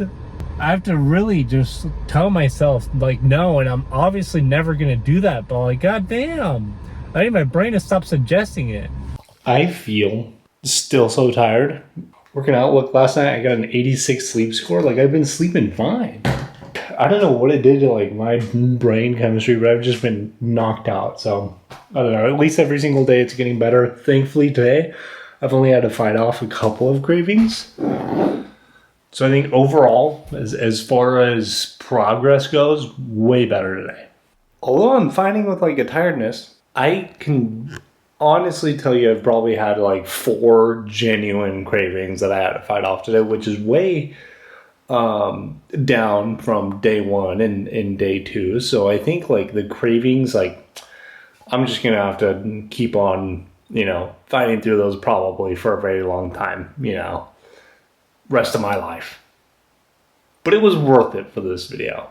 And I think it's time to insert some final thoughts. But I'm going to wait to see how I feel when I wake up tomorrow, since we'll be on day 5 of like recovery. And let's wrap this thing up. Real quick, I'm going to assume you have not watched my videos on when I did 7 days of vaping and also using the Zins for 7 days. This recovery, I feel like, has taken longer from the cigarettes compared to those 2 methods of ingestion, which is why I'm going to say that those are great quitting tools. And cigarettes are just not a quitting tool whatsoever. Don't do these ever in your life. However, if it's too late for you and you've already smoked cigarettes, consider switching to one of those 2. I don't mean to be so spooky right now, especially right before Halloween, but my outdoor light broke. I just had to tell you that I just had a very personally frustrating moment. I was pretty frustrated and mad in that moment, and then I was just dealing with something, and then after a few minutes went by, I was like, okay, like that was a good amount of frustration. I got it out. I figured out everything's gonna be okay. Like, time to get over it now. As soon as I thought to myself, okay, time to get over it, like, let's move on, everything's gonna be okay in life, that instant my brain said, right now would be a great time for a menthol cigarette. And I was like, oh my god. So I just wanted to highlight how nicotine can hack your brain into having you use it to escape difficult things in life. It quite literally wants to be the easy solution for all of your problems, even though it has so many drawbacks. And I just think you gotta outsmart it, because it's gonna try to tempt you, it's gonna try to be the easy route, and you just gotta be smarter than the easy route. My brain knows that the nicotine is gonna force me to feel good no matter what, even if I'm not like ready for it, even if I haven't fully processed everything that's going on. And that's the danger of it, because nicotine is not the solution to my problem, it's just a band-aid. So anyway, after like 20 more minutes pass, like the emotions pass and everything pass, and I feel better now and everything's okay. Had I not been trying to quit and made cigarettes completely unavailable to me, that would have been a moment that I would have caved. So I'm really glad. I'm learning a lot, like, doing this, not only about myself, but also just like how these chemicals just hack your brain into presenting themselves as solutions for something that they're not, when they're just really just band-aids. Okay, so it's been about 2 weeks now since I officially like quit cigarettes, and I want you to know I've still been getting cravings.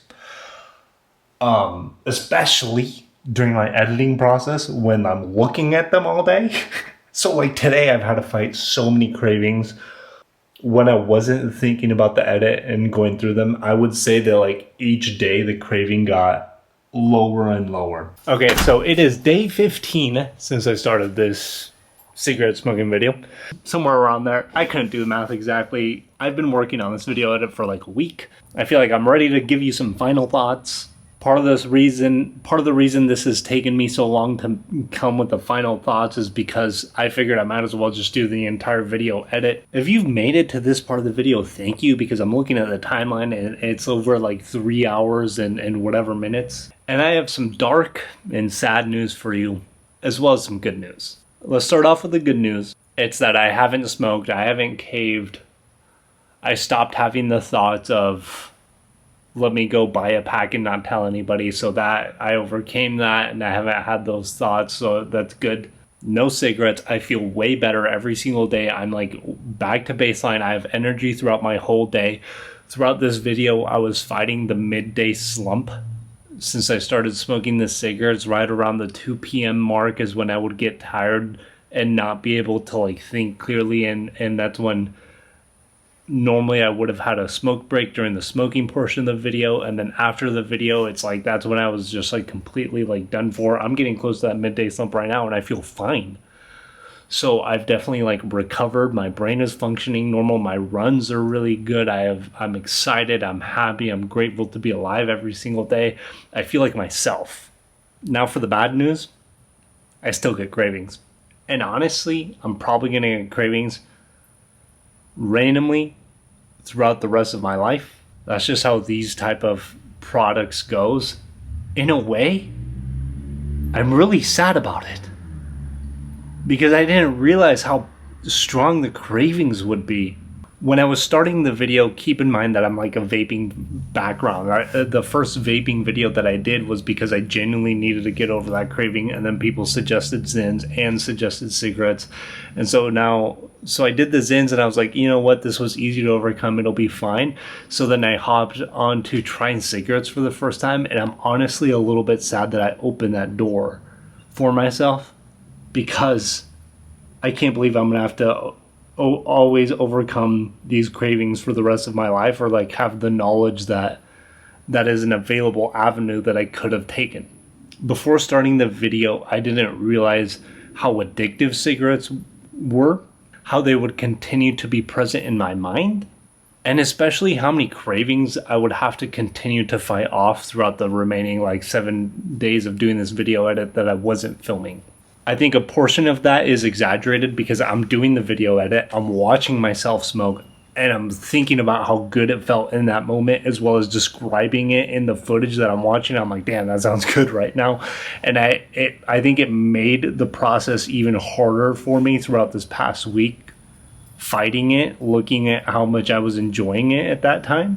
But now I'm here and I'm fine. Throughout this past week, I also had to fight the craving for Zins, because I knew I did not want to vape again whatsoever. That's what opened this whole door to begin with, as my brain started to like resort to any last ditch efforts that I could have possibly had.